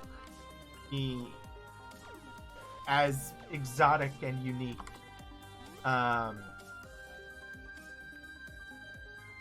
And depicts them in a very stereotypical fashion rather than respecting their culture, and often they're portrayed to be rather sympathetic and heroic, but also, like, doing so while not actually accurately describing their culture or asking them for permission is very problematic, and also using the term that is often used to refer to them in the 80s and 90s that starts with a G and is not considered a respectful term, therefore will not be stated on this channel.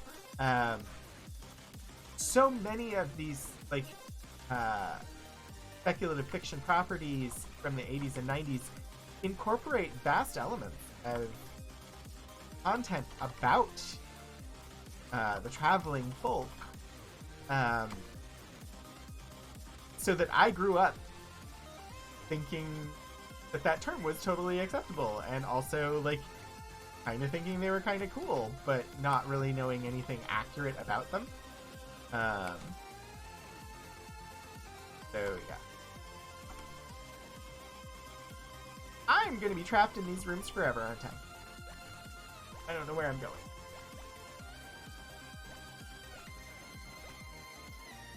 The 4 rooms definitely has not become 4 rooms.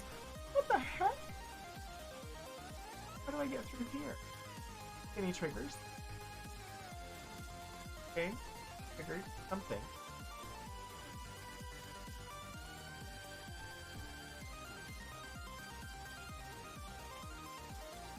You won't be trapped forever, and you'll run out of HP and reagents and food eventually. Thanks.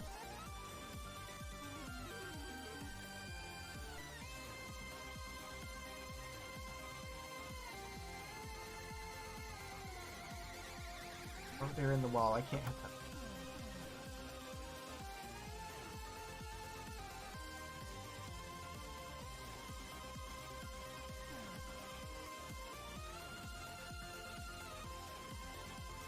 I don't know where I'm going or what I'm doing, but I'm going to continue.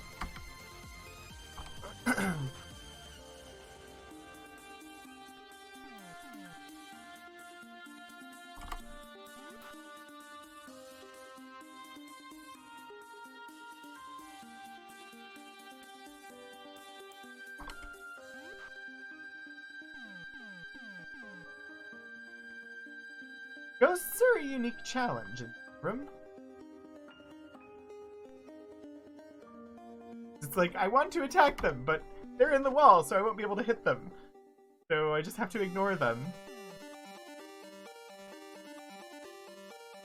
Do I want to exit to the south?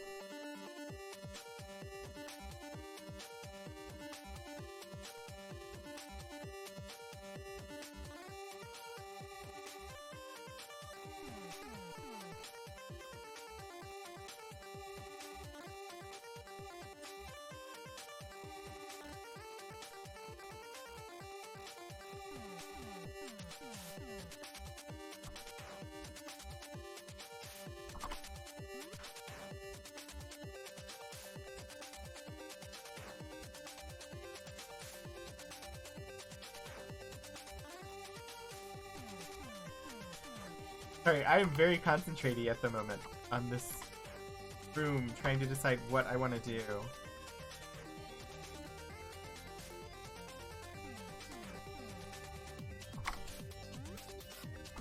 Ball.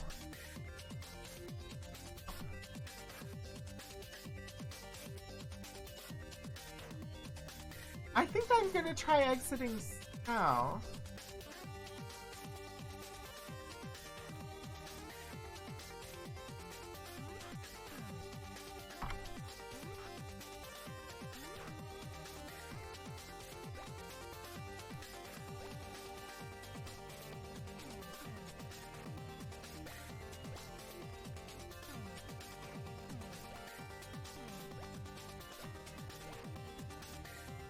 Alright, from here... Alright, let's try exiting to the... west.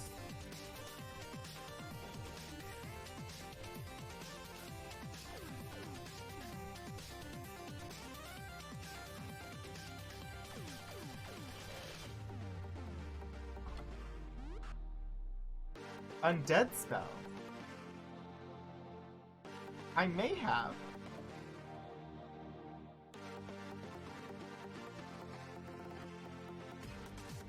I thought I had, but it does not appear that I did. So, no. Oh! Mike, thank you for being here. I hope that you enjoy, I think you had said what you were doing, but I hope you enjoy whatever it was. My brain has forgotten. But thank you for coming by, and I hope that I see you again soon.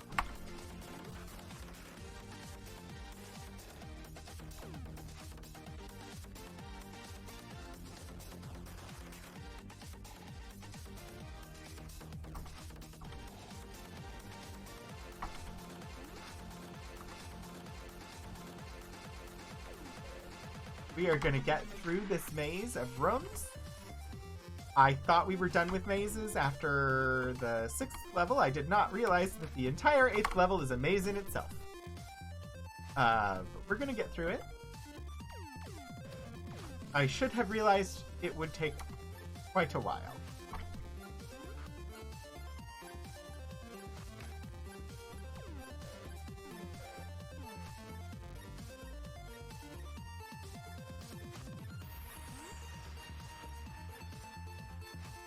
Oops, all mazes! I don't mind mazes, especially when you can see top down on, like, I can't see the whole maze, but it's not as bad as, like, they're not terrible mazes. I can figure them out. Although I did definitely get like a picture of the entire maze. Helped me through level 6 because I was like, nope, I'm not spending that much time. That would be enough to make me get really frustrated and annoyed and actually take the enjoyment out of playing the game. Because it was not a puzzle I particularly wanted to spend a ton of time on. And that's just something I know about myself, and by having walkthroughs and stuff, they're kind of like accessibility options. So when I get to a certain point in certain games, having some instructions to follow to help me get through it helps me out, because often, especially in games where they'll throw in a puzzle, and I think it's great. Add the puzzle. For people who want to spend hours on end solving the puzzle, let them. It's great that they have that content. For me, if it disrupts the flow of the game, if it's not something that I can solve relatively quickly, I will look up the answer, because otherwise I'm gonna stop playing the game. Because if I'm not going to be able to solve it in a reasonable amount of time, it'll just disrupt the flow, and I won't want to play the game anymore. And I know that. I'll just get bored of trying to solve the puzzle. So walkthroughs are very much an accessibility aid for me, me playing games that I'm enjoying. So like some of the puzzles in the Dragon Age game, they're wonderful puzzles. They're absolutely wonderfully created. I think they did a spectacular job on them. I'm sure there are people who thoroughly loved solving them. I look up the answers and just do it. Because if I was to try and sit there and solve the puzzle myself, it would take me hours, and by the time I got like an hour into it, I'd be like, nope, I'm done, and I would put the game down and never pick it up again. Because it disrupts the flow of the game for me, because those are very much like action, adventure, fighty type games. And when you get into like, oh, here's a puzzle that's going to take you a long time to solve, have fun, I get that it's meant to be a challenge, and in some ways it's meant to slow down and alter the pace of the game a little bit and offer you a little bit of different content. And that's great. But I play those games because I get to run around and shoot things with spells. The puzzles are much less enjoyable. If it was a puzzle game, I don't necessarily mind solving puzzles.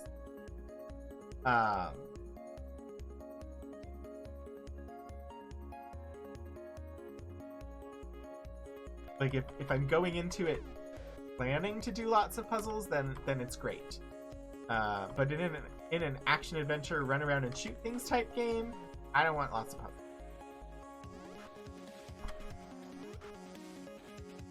So they kind of pull me out of the game and make me enjoy it less. So I will definitely use walkthroughs.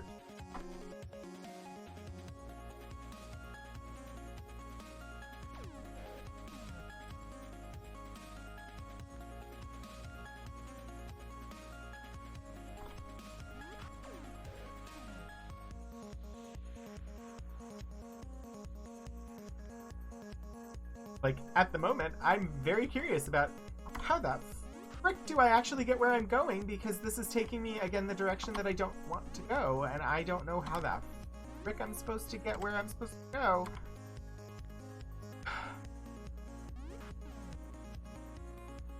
I do.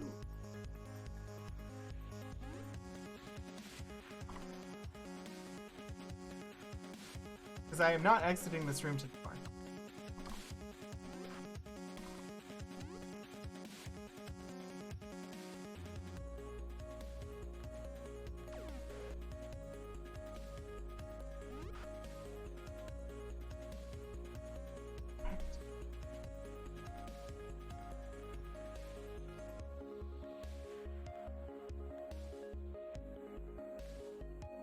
But if you've been watching me since like Ultima 2 or 3, you know I was trying to do them without walkthrough.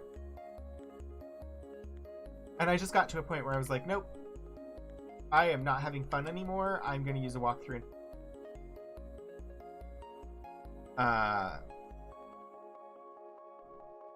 Because they got to a point where it was just like too much grind.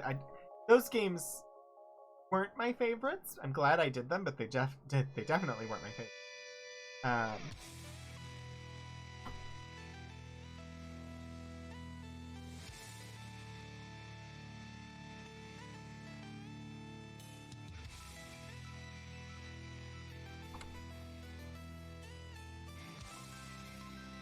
Get through this.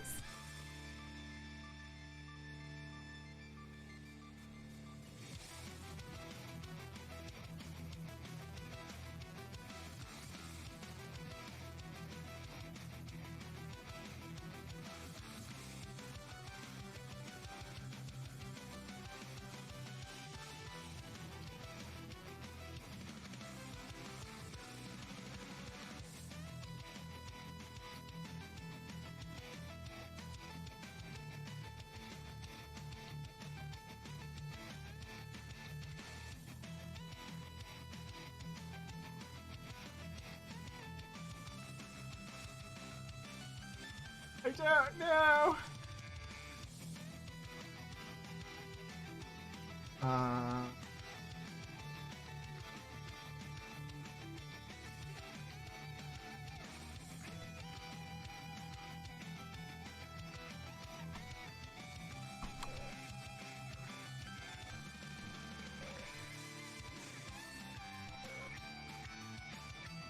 I have stepped into the lava.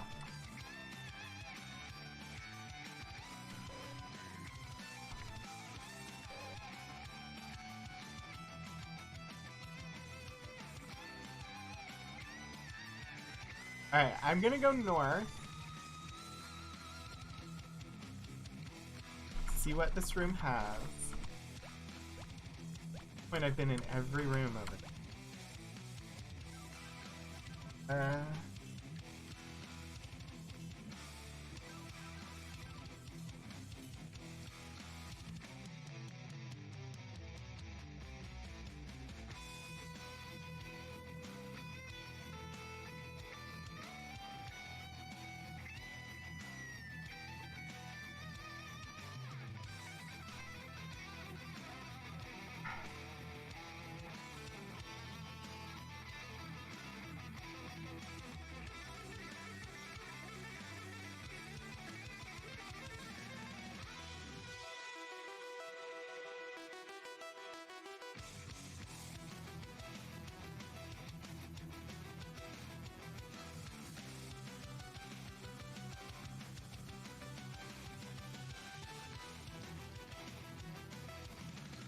You know, I'm just gonna restart this level.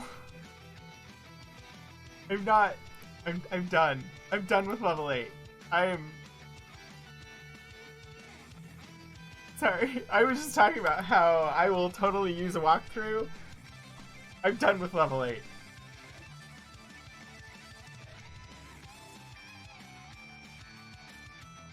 We're so close. And I'm just like, no. No more. This dungeon has been frustratingly punishing. I'm over it.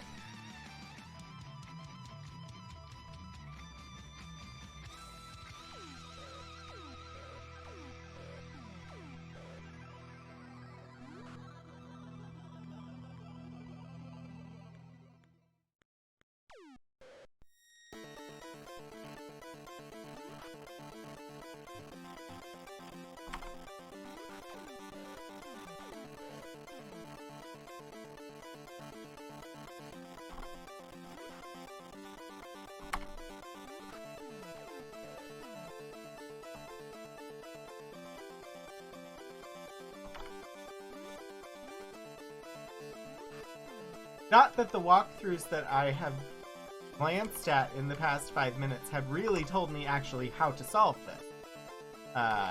Just...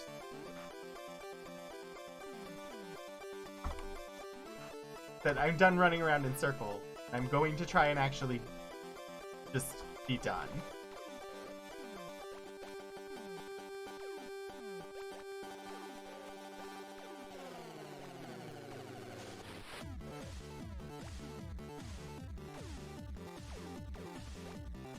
Okay. So.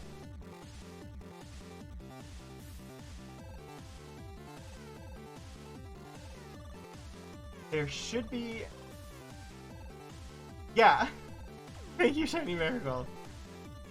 There should be a way to exit out of here, not to the south. According to the things that I have read. I am uncertain what that is, because I swear I have stepped on every spot and not unlocked a way out of this room other than to the south. But we will spend forever in this room until I find a way out of it that goes north or east.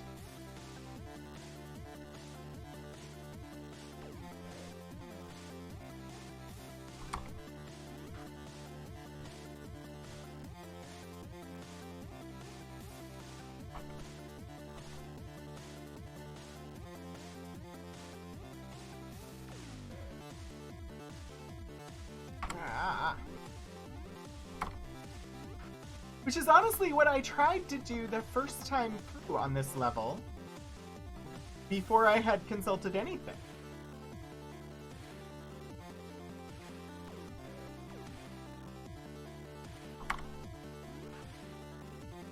It's nice to know that my instincts were correct, but I swear I stepped on every spot and never unlocked anything that I saw. So I may have just failed a perception check?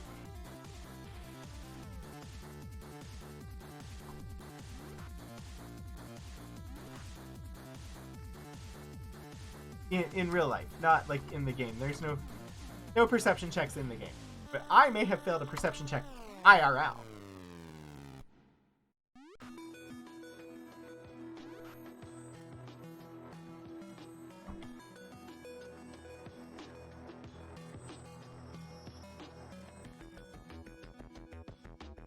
So, I'm in this room, and what the walkthrough says is the first rooms are a big trap to confuse you.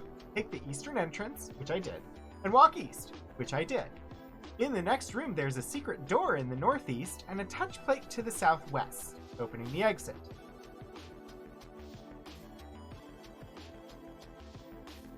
No secret doors visible. Also don't see any touch plates.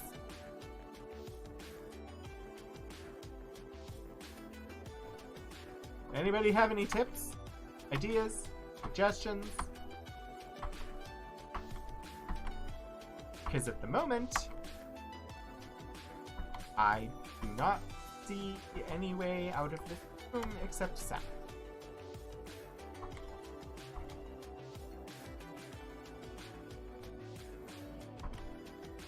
West. No touch. Okay, that has altered a thing, which I did before. You're kidding.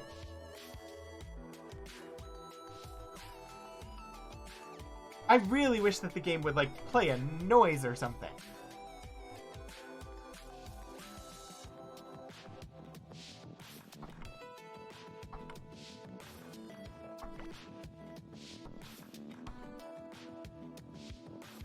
So it's a combo touch plate. There was one in the northeast that I had to hit, and one in the southwest that I had to hit in order to open the passageway to the north.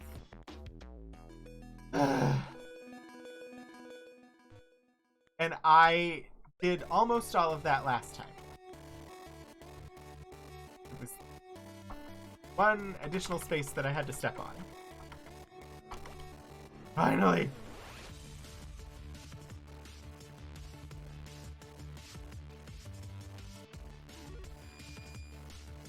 Please! Please let me down. Okay. Next up, 2 more rooms to go through. I'm going to save. I'm going to sleep. And then we're gonna go through these 2 rooms. Ah! And wisps. Thanks.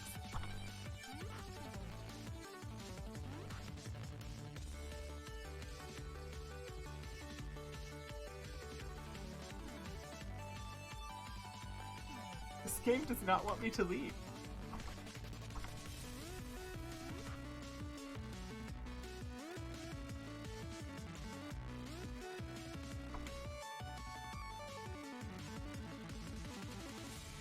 Arrgh.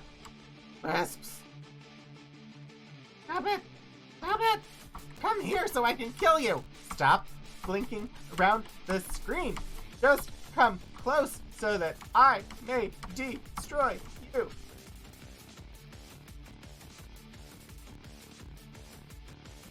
All I wanted was back some hit points.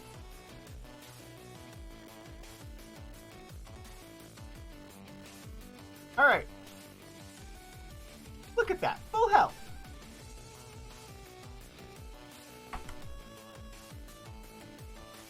Oh yay, we get to fight ourselves! This isn't gonna be confusing at all.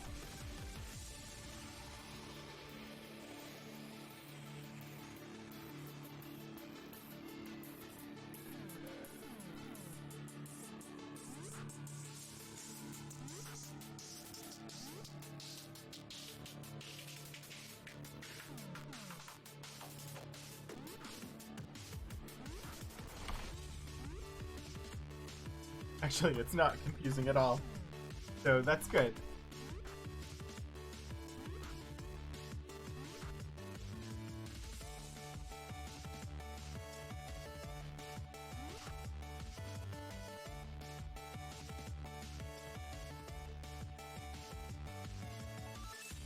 Always awkward to meet yourself at a fight, yes.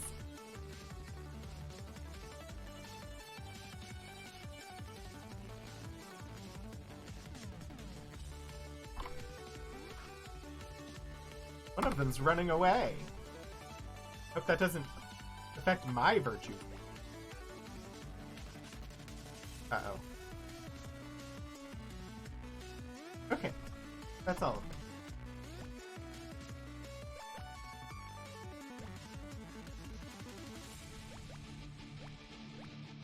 Alright, we have to exit this room to the south.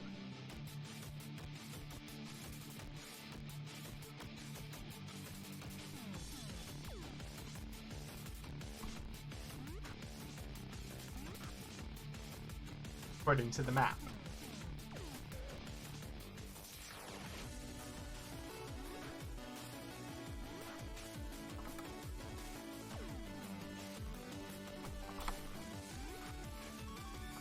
Many, many dragons! It looks like we're inside, like, the Balron's, like, inside of a chimney. It's Balron claws! Coming down the chimney. To give presents to all of the dragons.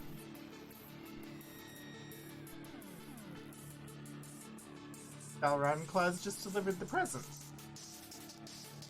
Lots of sleeping adventurers to eat.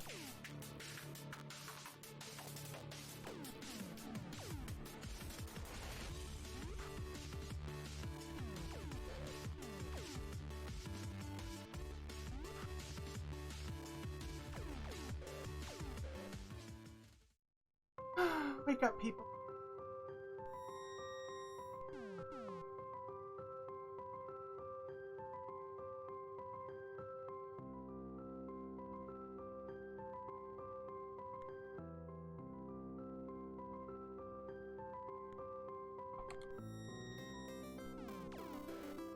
Stop with the sleep spells. It's freaking annoying.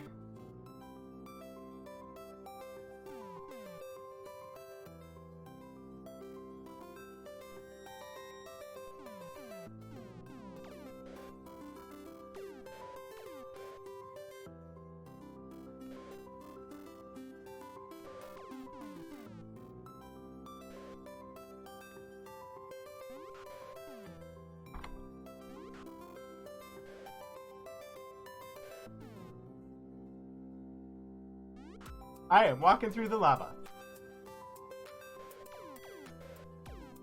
Through the fire.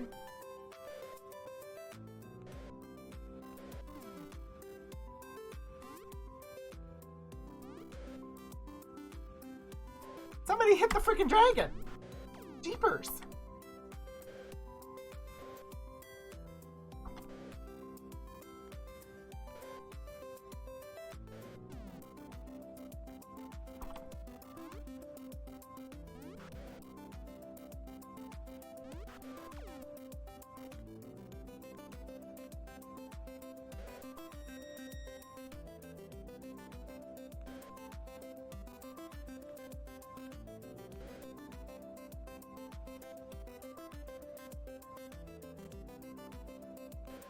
Why do this pass still on yourself?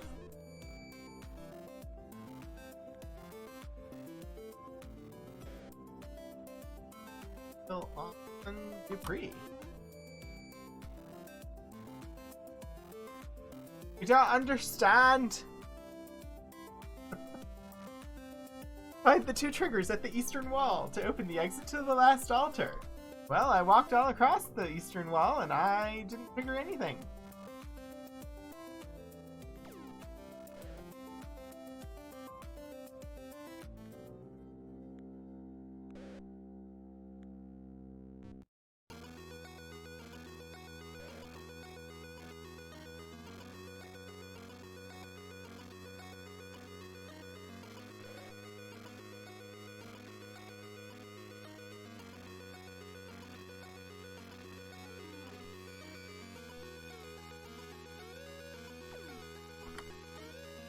Alright. Oh, I see one now. I don't want it there. Will.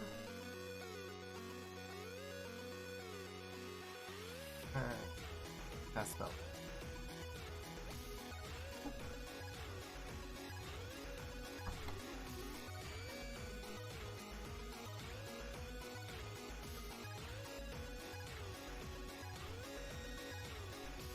Ah! No!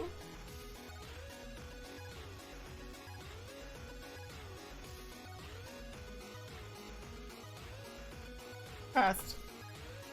Wait. I don't have any left. I can't wake Mariah up.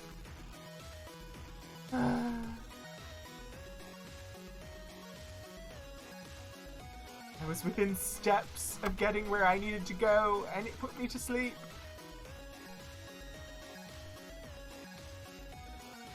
Got to be...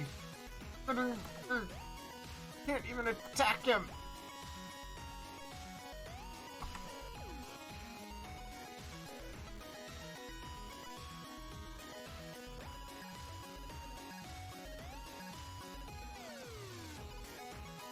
Where's the other one? Huh? Now what? I have stepped on the space. No new trigger has appeared. The frack am I supposed to do now? Where do I go? Does anybody else see a trigger? I don't see any triggers.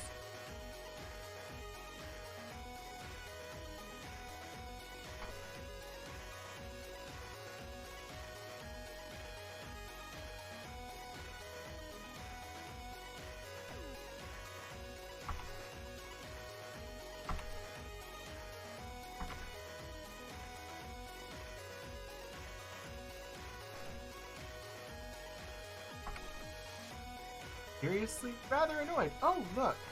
Bell runs free. Let's kill it.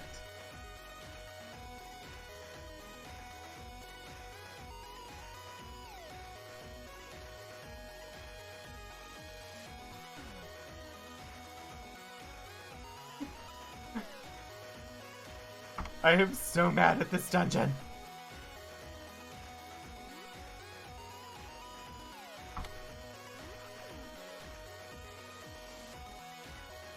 I have thoroughly enjoyed this game. I hate this dungeon. This dungeon is pointlessly abusive to the player.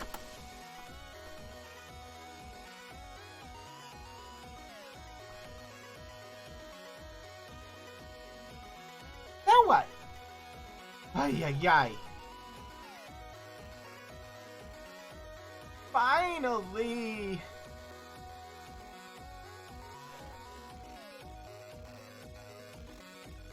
Bad dungeon. No biscuit. Indeed.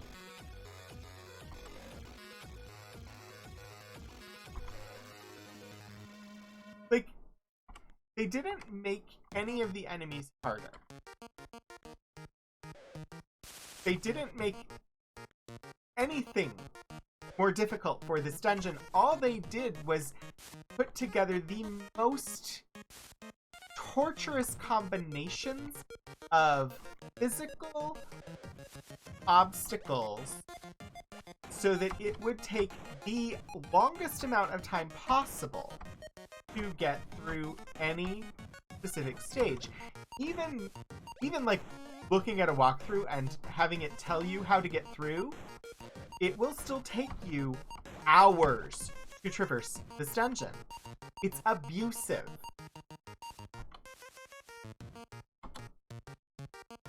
What virtue exists independently of truth, love, and courage?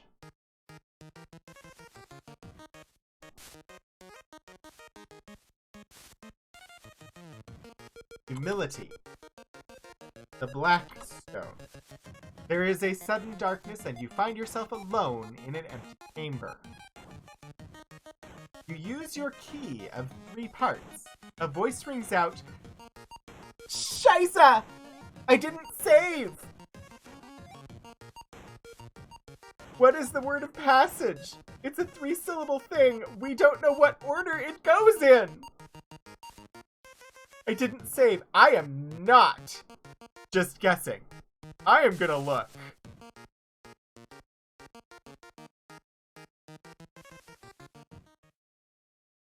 I mean, they always say truth, love, and courage.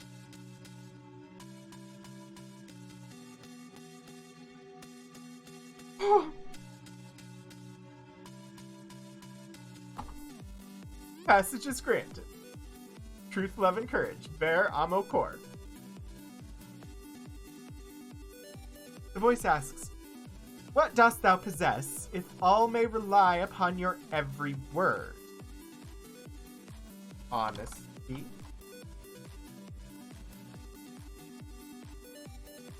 The voice asks, what quality compels one to share in the journey of others?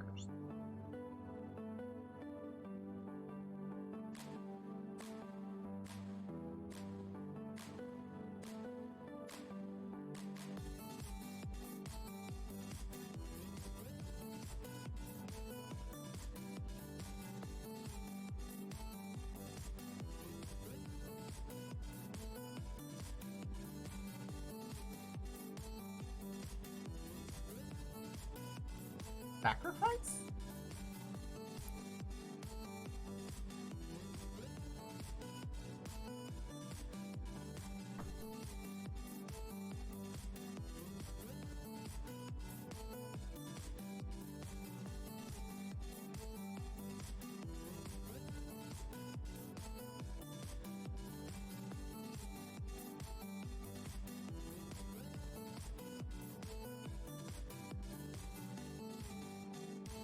Oh, here I think you're right. I think it is compassion.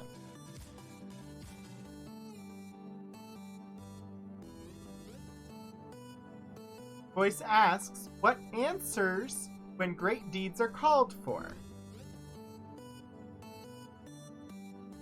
Valor.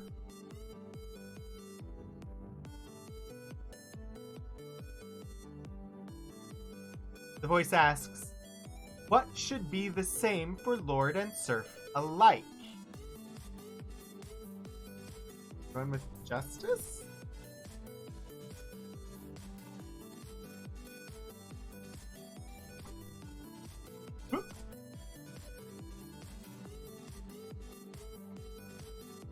Thankfully, a typo did not kill us. What is loath to place the self above aught else?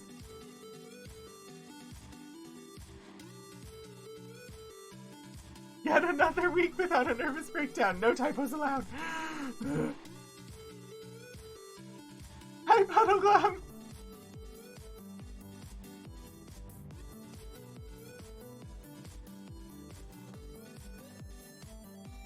I think we're doing sacrifice now.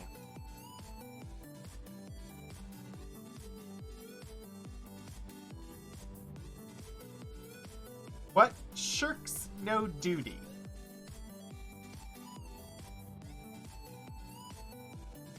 Honor.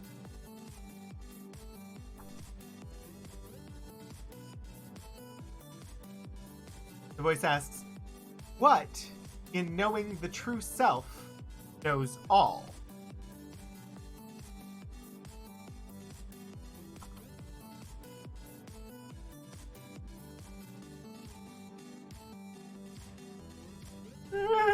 The voice asks, what is that which serfs are born with, but nobles must strive to obtain?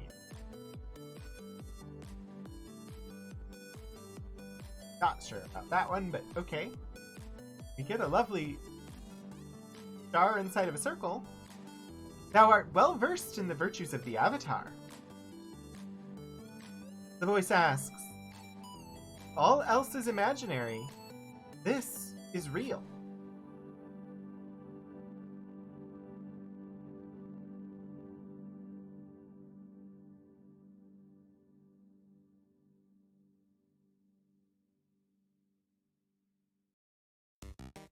The voice asks, what plunges to the depths while soaring on the heights?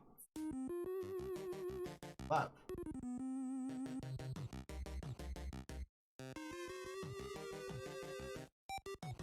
Not the cake, we know that's a lie, yeah. What turns not away from any peril? Porridge. The floor rumbles beneath your feet. Above the din, the voice asks, if all 8 virtues of the Avatar combine into and are derived from the 3 principles of truth, love, and courage, then what is the one thing which encompasses and is the whole of all undeniable truth, unending love, and unyielding courage? Then you're Captain Planet.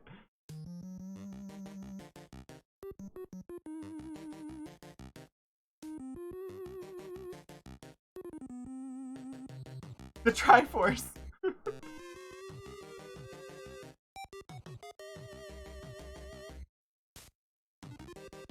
The measure of unending love, the limitless courage needed to face all obstacles, the truth which encompasses all things.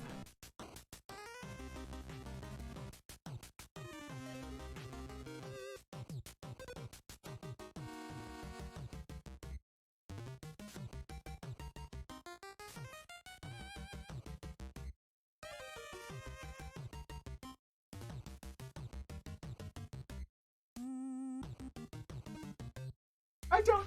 42! 42, yes! Huh.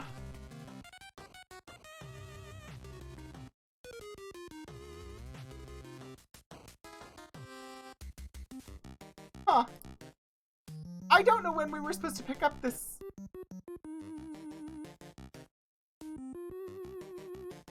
answer.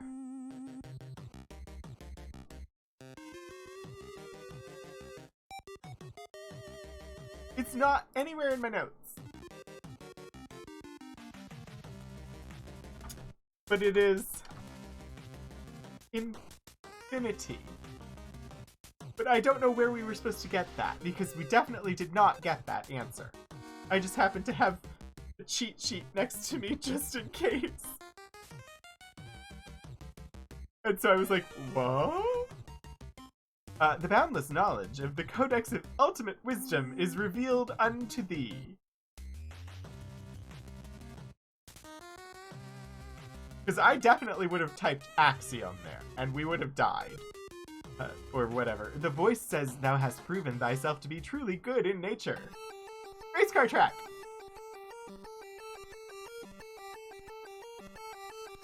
Thou must know that thy quest to become an avatar is the endless quest of a lifetime. Avatarhood is a living gift. It must always and forever be nurtured to flourish. For if thou dost stray from the paths of virtue, thy way may be lost forever. Return now unto thine own world. Live there as an example to thy people, as our memory of thy gallant deeds serves us. As the sound of the voice trails off, darkness seems to rise around you. There is a moment of intense, wrenching vertigo. Oh, remember this? You open your eyes to a familiar circle of stones. You wonder of your recent adventures. Being an avatar comes with a lot of work. Indeed. Seems a time and place very distant. Wonder if it really happened. Then you realize that in your hand you hold the Ankh. You walk away from the circle knowing that you can always return from whence you came, since you now know the secret of it. Congratulations, thou hast completed Ultima 4, the quest of the Avatar, in 85,011 turns. Report thy feat unto Lord British at Origin Systems. I'm going to take a print screen there, because I happen to know that if I tweet that out and tag Richard Garriott, he does actually acknowledge them.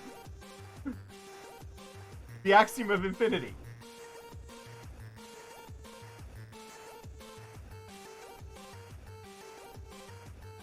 So you can still report your feat to Lord British on Twitter.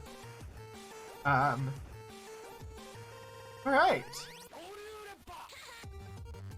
That's it. Hitting enter does nothing.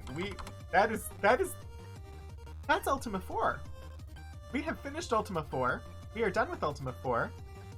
I'm going to take a very quick break, and then we are going to...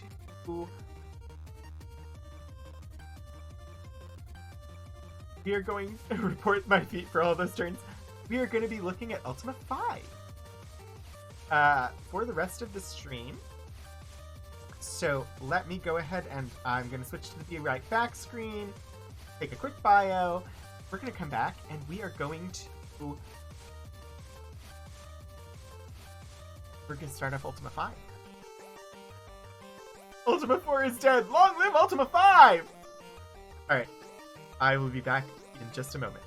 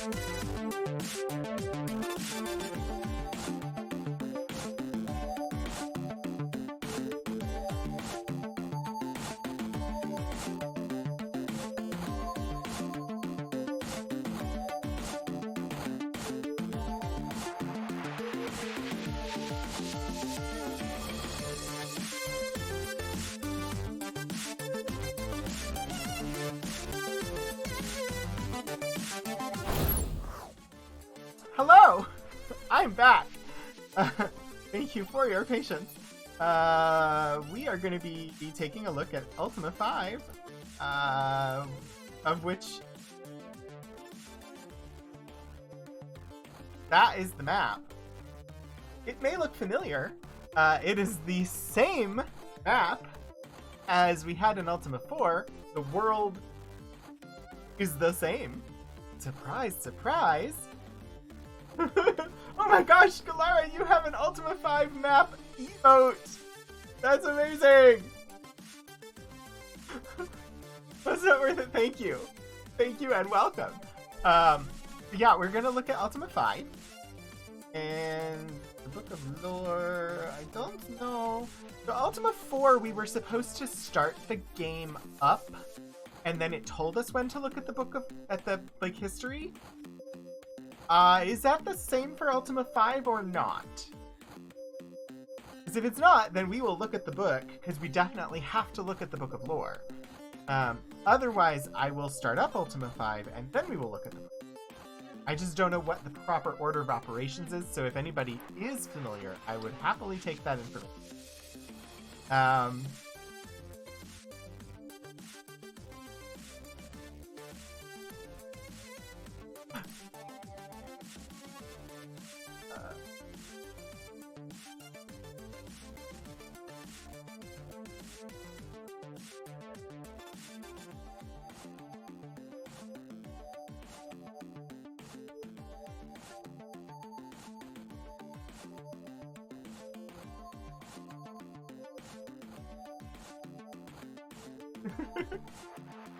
I'm double checking how to import my character on PC, or on modern.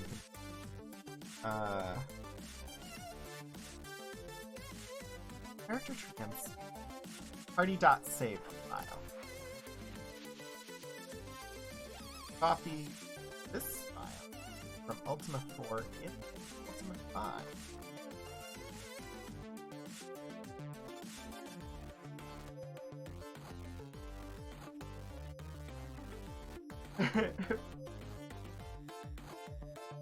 So I don't know if, so it was scripted. There was a specific point in the introduction to Ultima 4 where it said, now open up your book and look at and go through the lore book and then return here.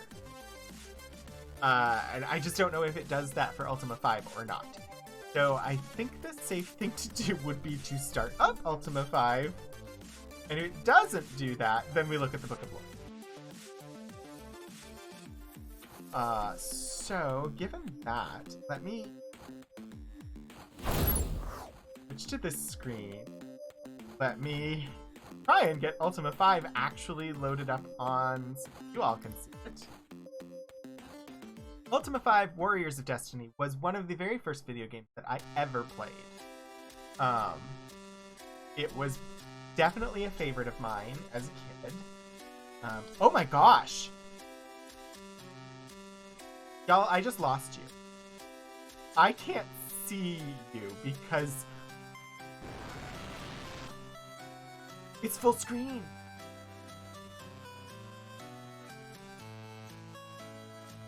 Y'all, it's full screen.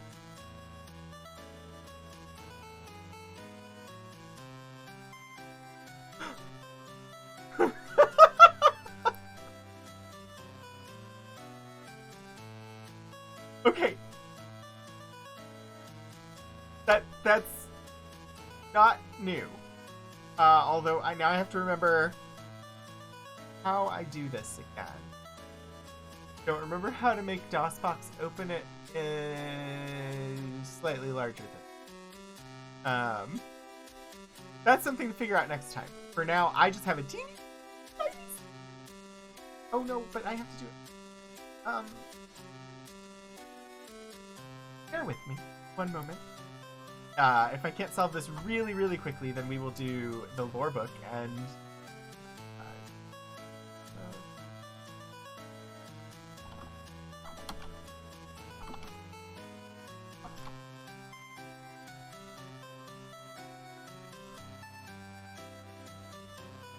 It's been a while since I had to do this.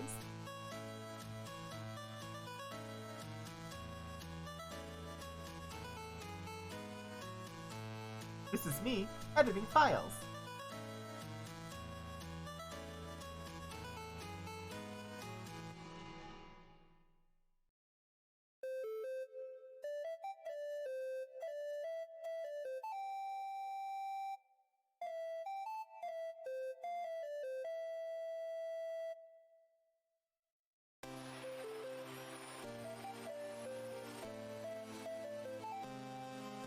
Trying to figure out I don't know which file I need to edit. Go to DOSBox installation directory.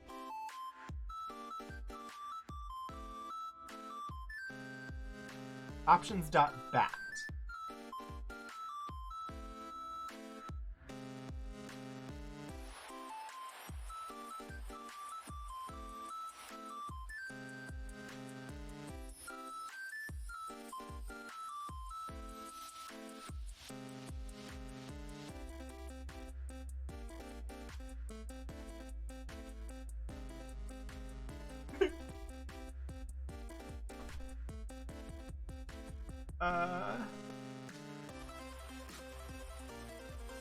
Aha!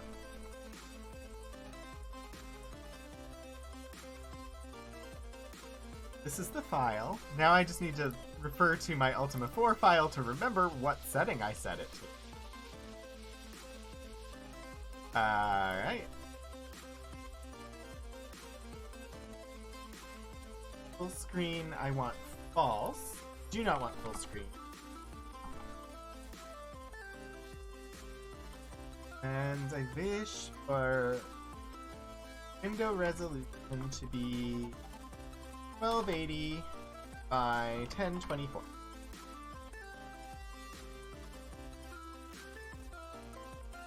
I forgot this. So normally I set all of this stuff up before I go live with the new game. This time I forgot that I needed to do. Alright, let's try this one more time. Aha! Yes! Much better! There! Perfect size!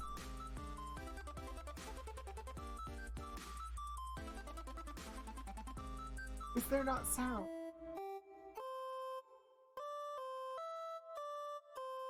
Why is there no game sound? I want game sound!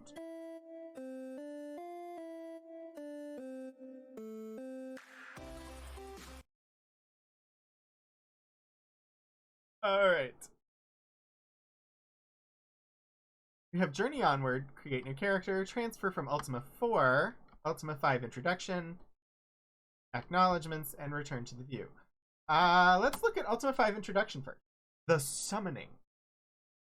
From nowhere, smoky wisps of clouds begin to form in the clear moonlit sky. In a few short moments, the sky is filled with dark, ominous clouds that completely block the moon's pale light. Your bedroom, bathed in quiet darkness, you lie lightly. Something rouses you. Your eyes open sleepily to be met by a soft blue glow reflecting from the wall. Slowly you turn your head until you can see the source of the light. Take a quick breath as you see the light is emanating from a shimmering circle suspended over your bed. As you look at the light, darkening begins to appear in its center. The darkening gradually materializes into a form you suddenly recognize as the symbol of the Codex of Ultimate Wisdom. The last time you saw such The last time you saw such as this was beyond the circle of stones in the nearby woods. That prior occasion marked the quest that forever changed the course of your life. As the light begins to diminish and finally wink out, something falls softly onto the bed. Reaching out, you turn on the light at your bedside. There, lying before you, is an amulet. You hesitantly reach for it, gripping it tightly in your hand. Your finger automatically traces over the familiar etching on its surface. Finally, a sign from Britannia! It has to be. It could be nothing else. Jumping from the bed, you hastily pull on some clothes. With a few long strides, you cross the room to stand before a glass case sitting on a shelf. Visible beneath the glass, resting upon a velvet cloth, is the Ankh, symbol of your avatarhood. Reverently, you open the glass case and remove it. What you think is happening is truly happening. Then you may have need of this. You open the door of your bedroom and step out. Hesitating, one hand on the door, you look back, wondering if you will ever return. Shaking your head of these thoughts, you pull the door closed and leave the house. With the aid of an occasional moonbeam piercing the dark cloud cover, you head for the circle of stones near the willow tree in the nearby woods. Strange shadows cast by the moonlight filter down through the treetops as thoughts of the past race through your mind.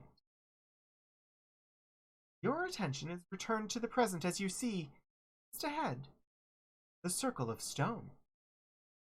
Often had you come here and sat for hours at a time, hoping to once again see the shimmering blue door that would allow you to return to Britannia. To those whose friendship had come to mean so much. Never had the blue door reappeared. Less frequently you came, until finally, sadly, you gave up altogether.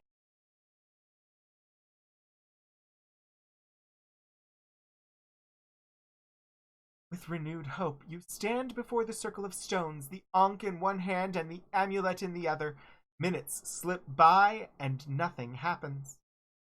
Patience turns to anxiety. They must open. The mystical arrival of the amulet could mean nothing else.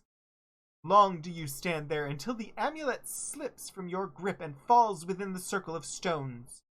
While you stare dejectedly at the amulet lying within the circle, you notice a bluish ring in the air above the amulet. Down at the Ankh in your hand, you see it is also enveloped in a soft glow. Carefully, you place the glowing Ankh beside the amulet.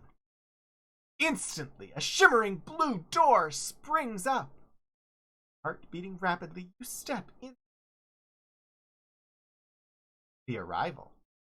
Your senses are jerked from their momentary disorientation by a blinding streak of lightning that strikes with a thunderous crash not more than 100 feet from you. You are standing in a clearing surrounded by a dark and forbidding forest. Overhead, roiling black clouds fill the sky while thunder and lightning continue to crash around you. Britannia! It must be Britannia! Something is wrong. Instead of the sense of elation expected upon returning here after all these years, you are overcome with a foreboding sense of wrongness. My friend! Shouts someone from behind. A familiar voice from the past. Horse causes you to whirl around. Racing toward you is Shimino, someone you thought you might never see again. Strongly grasping your hand, he exclaims, "We were afraid the summoning would fail. 'Tis nigh impossible to use any magic without invoking intervention from Blackthorn. Let us not tarry, for the summoning has surely not gone unnoticed." Medieval Captain Planet.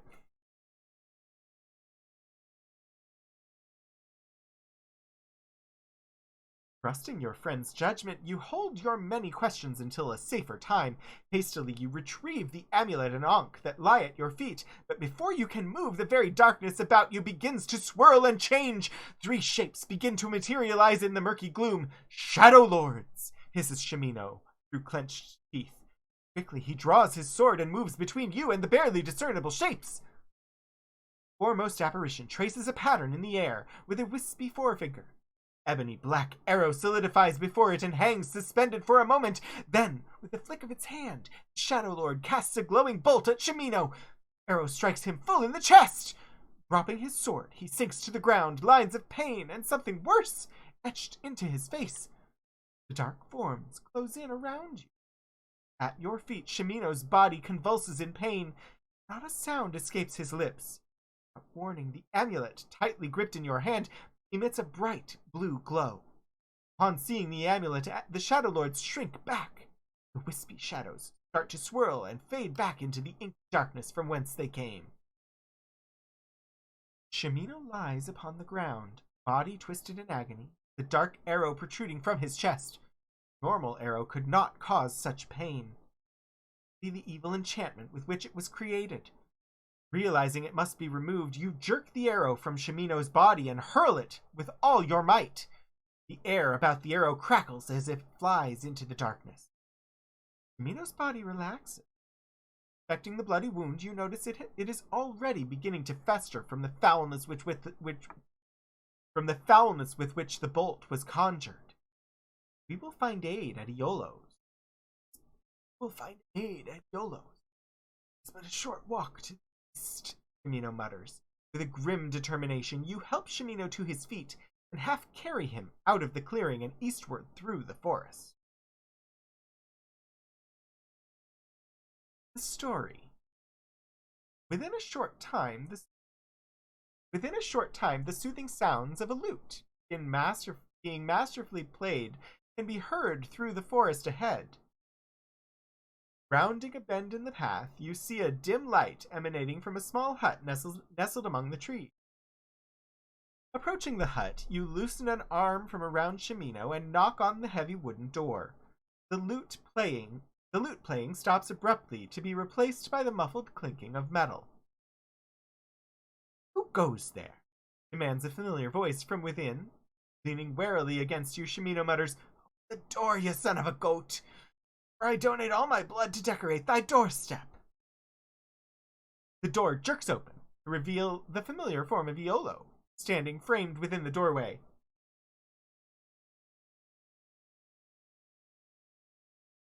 Interrupts lore to let you know it's 6:20 p.m. Thank you, Kira.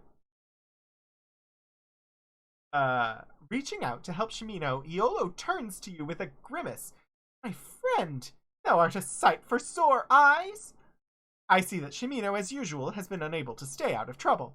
His casual remarks cannot mask the deep concern as he helps Shimino to a bed and carefully tends to his wound. After seeing to Shimino, Iolo fills 2 mugs with a foaming broth and beckons you to a coarse wooden table next to the warm hearth. "To see thee for these many long years, my friend. Seems thy summoning did not go unnoticed. From the looks of Shimino's wound, I say thou dost now know of the Shadow Lords." You recount to Iolo the events of your arrival. Your patience giving out, a flood of questions erupts from you. "Slowly, my friend," Iolo smiles. "Make thyself at ease, and I will tell thee of the bitter events that have brought us to these dark times. Not long after thy departure, Lord British and the most prominent wizards of Britannia gathered at his castle and called a meeting of the Great Council. Among the acts of the council was the sealing of the dungeons that lie beneath Britannia in hopes of entombing the foul denizens that dwell within. Some creatures still manage to escape, but their eyes are unaccustomed to light. They rarely roam the countryside by day, but wary must be the traveler by night. Another act of the Great Council, and by far the most difficult, was to raise the Codex from the depths of the abyss. Influx of the combined magical power of the Great Council disrupted the very bowels of Britannia. Where once was the abyss, now stands an immense mountain, created from the molten lava that spewed forth. Unbeknownst to the Council, our new and glorious mountain left an enormous void over which all of Britannia rests. Some speculate that the dungeons may reach into this underground void at their deepest levels. It is believed that the underworld has become a vast breeding ground for creatures who have grown into horrors. far worse than their original form. A band of adventurers chanced upon a tunnel beneath the river that flows through Spiritwood, where one of these caverns collapsed, opening a passage to the underworld. They returned, weary and bewildered, with tales of creatures that mount the dark air and others that shake the ground. Lord British was intrigued by these tales and gathered an entourage of stalwart fighters to accompany him into the underworld, but his party was overwhelmed by the tremendous number and power of these creatures, though they fought valiantly. Panic erupted throughout Britannia when the sole survivor of the expedition returned with a small parchment upon which was recorded the dread tale of their journey. Iolo pauses momentarily as he reflects upon these dark thoughts. Blackthorn, a trusted but ambitious subject, took over the ruling of Britannia to calm the ensuing chaos. Thus we accepted until the Shadow Lords appeared. They corrupted Blackthorn in some manner unbeknownst to us, and Blackthorn's reign is now one of oppression and tyranny. Through him, the meaning of the virtues has been corrupted to serve the self-righteous. Shimino, myself, and others that hast known have been declared outlaws by Blackthorn's regime and must skulk about as common criminals. We keep distance between ourselves so that we canst not be rounded up in one fell swoop. But this cannot go on forever. Blackthorn and those hellish Shadow Lords are bleeding Britannia. Rule must be restored to Lord British if he still lives. The gravity of the matter compelled us to risk a meeting. We arrived at the only possible answer. Attempt to summon thee, my friend, to aid us in our quest to discover the fate of Lord British. The risk was great, for no use of strong magical power goes unnoticed by the Shadow Lords. Felt there was no other choice. Shaking off the gloom of his tale, a jovial glint returns to Iolo's eye. He nods in Shimino's direction and says, "But since thou art here, my friend, and hath naught else to do, I'm sure, what say we nursemaid this poor excuse for an adventurer back to some semblance of health, then embark on our quest? If life still breathes within Lord British, we shall restore him as the rightful ruler of Britannia." That is the introduction to Ultima 5 Warriors of Destiny. As I said, one of the very first video games I ever played. I do want to click on transfer from Ultima 4. That is not yet.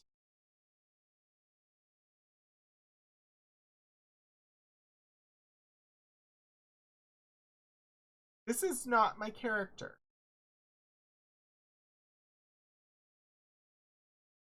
No. No, escape. No. No. Don't do that.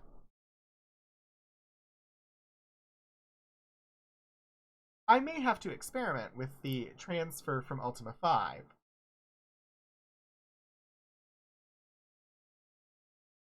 Let us... Going to try once more.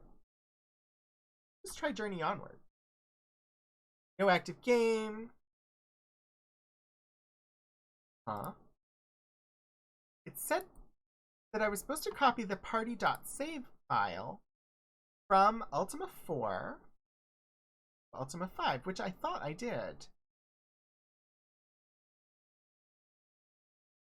Wait, that party.save file was last modified July 17th of 2021. That is not it.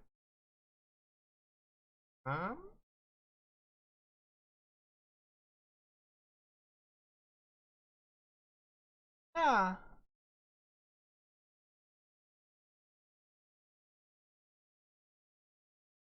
Let me look here. We should have a party save file from...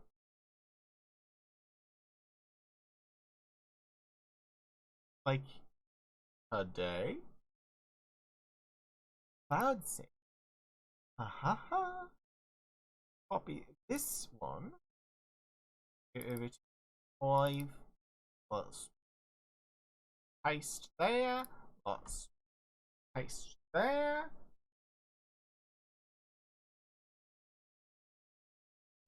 Let's try this now. Hey, this is what happens when you play old games. This game was designed to import from a floppy disk. From a 5 1/4 floppy disk, to be precise. There's no sound. Seriously, there was sound. First time I started it up. Now there's not sound. What's going on?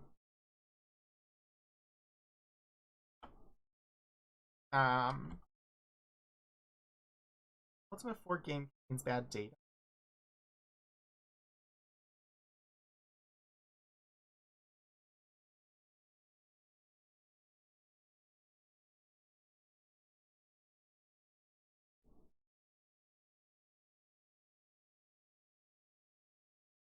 What do you mean it contains bad data?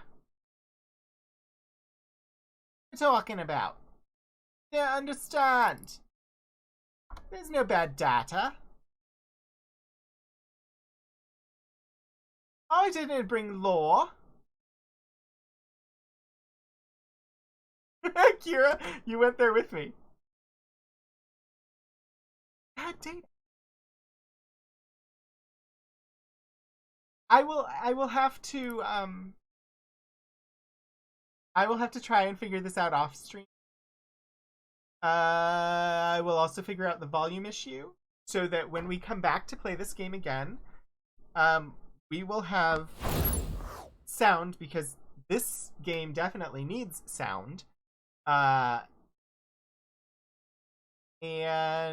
I will figure out how to import my character from Ultima 4. But I will be ending stream there for today. And we may do the introduction again next time. Since that's all we did in Ultima 5 today, I may just read through the introduction again the next time that we go live with Ultima 5, for anybody who may have missed it today. That said, an update on the schedule. I will be live tomorrow at 1 p.m. Eastern Time. Let's start the music. I will be live tomorrow at 1 p.m. Eastern Time for my continuing playthrough of Mass Effect Legendary Edition, currently playing Mass Effect 2, The Never-Ending Quest for Caden. And then Monday night at 7 p.m. Eastern, we will continue playing the game that Lord Portico added to the wheel, Evil Dead: A Fistful of Boomstick, on the PlayStation 2. Then coming up on Wednesday at 2:30 p.m. Eastern, it will be the final episode of Archival Adventures for the year. We will be highlighting materials from the special collections and university archives at Virginia Tech, focused on holiday cocktails and mocktails. And I will have special guest archivist Kira on stream with me to offer her learned knowledge of cocktail history, because she is much more knowledgeable, and this is literally like the last thing that we're going to be doing for the year for work, because it is after stream the university shuts down until next year. So that should be a fun time. Next Saturday is December 25th, so I will not be next Saturday, so it will be 2 weeks from today that we return at 3:30 p.m. in the afternoon. I said that. So that will be New Year's Day, January 1st, 2022. We will be back, and I do plan to stream January 1st, 2022, 3:30 p.m. Eastern Time, to truly begin our adventure in Ultima 5. I do want to say thank you so much, Archivist Kira, for being a wonderful, wonderful mod. Thank you, Kira, for your resubscription, your 12-month resubscription, and for the 120 bits. Absolutely spectaculous.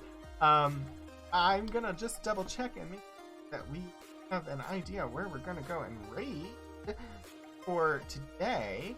And I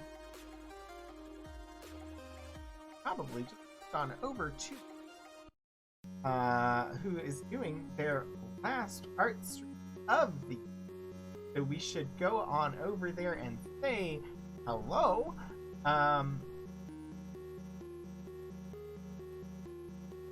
Still haven't fixed the raid command, so when you get over there, just go ahead and put in some hello emotes, some heart emotes, whatever you want to do. Just throw all the love at Bree. Bree is absolutely amazing. And made the Disco Thulu emote that we have. So we're gonna go over and say hello to Bree. And I hope that everybody has a good week. I hope that if you are celebrating a holiday next Saturday, that you have a wonderful holiday. I hope that I get to see you all again soon. Thank you all for coming. Thank you for hanging out, whether you were chatting or just lurking. I hope that I was entertaining. And I hope that I see you back again soon. Until then, get out there and do some shenanigans.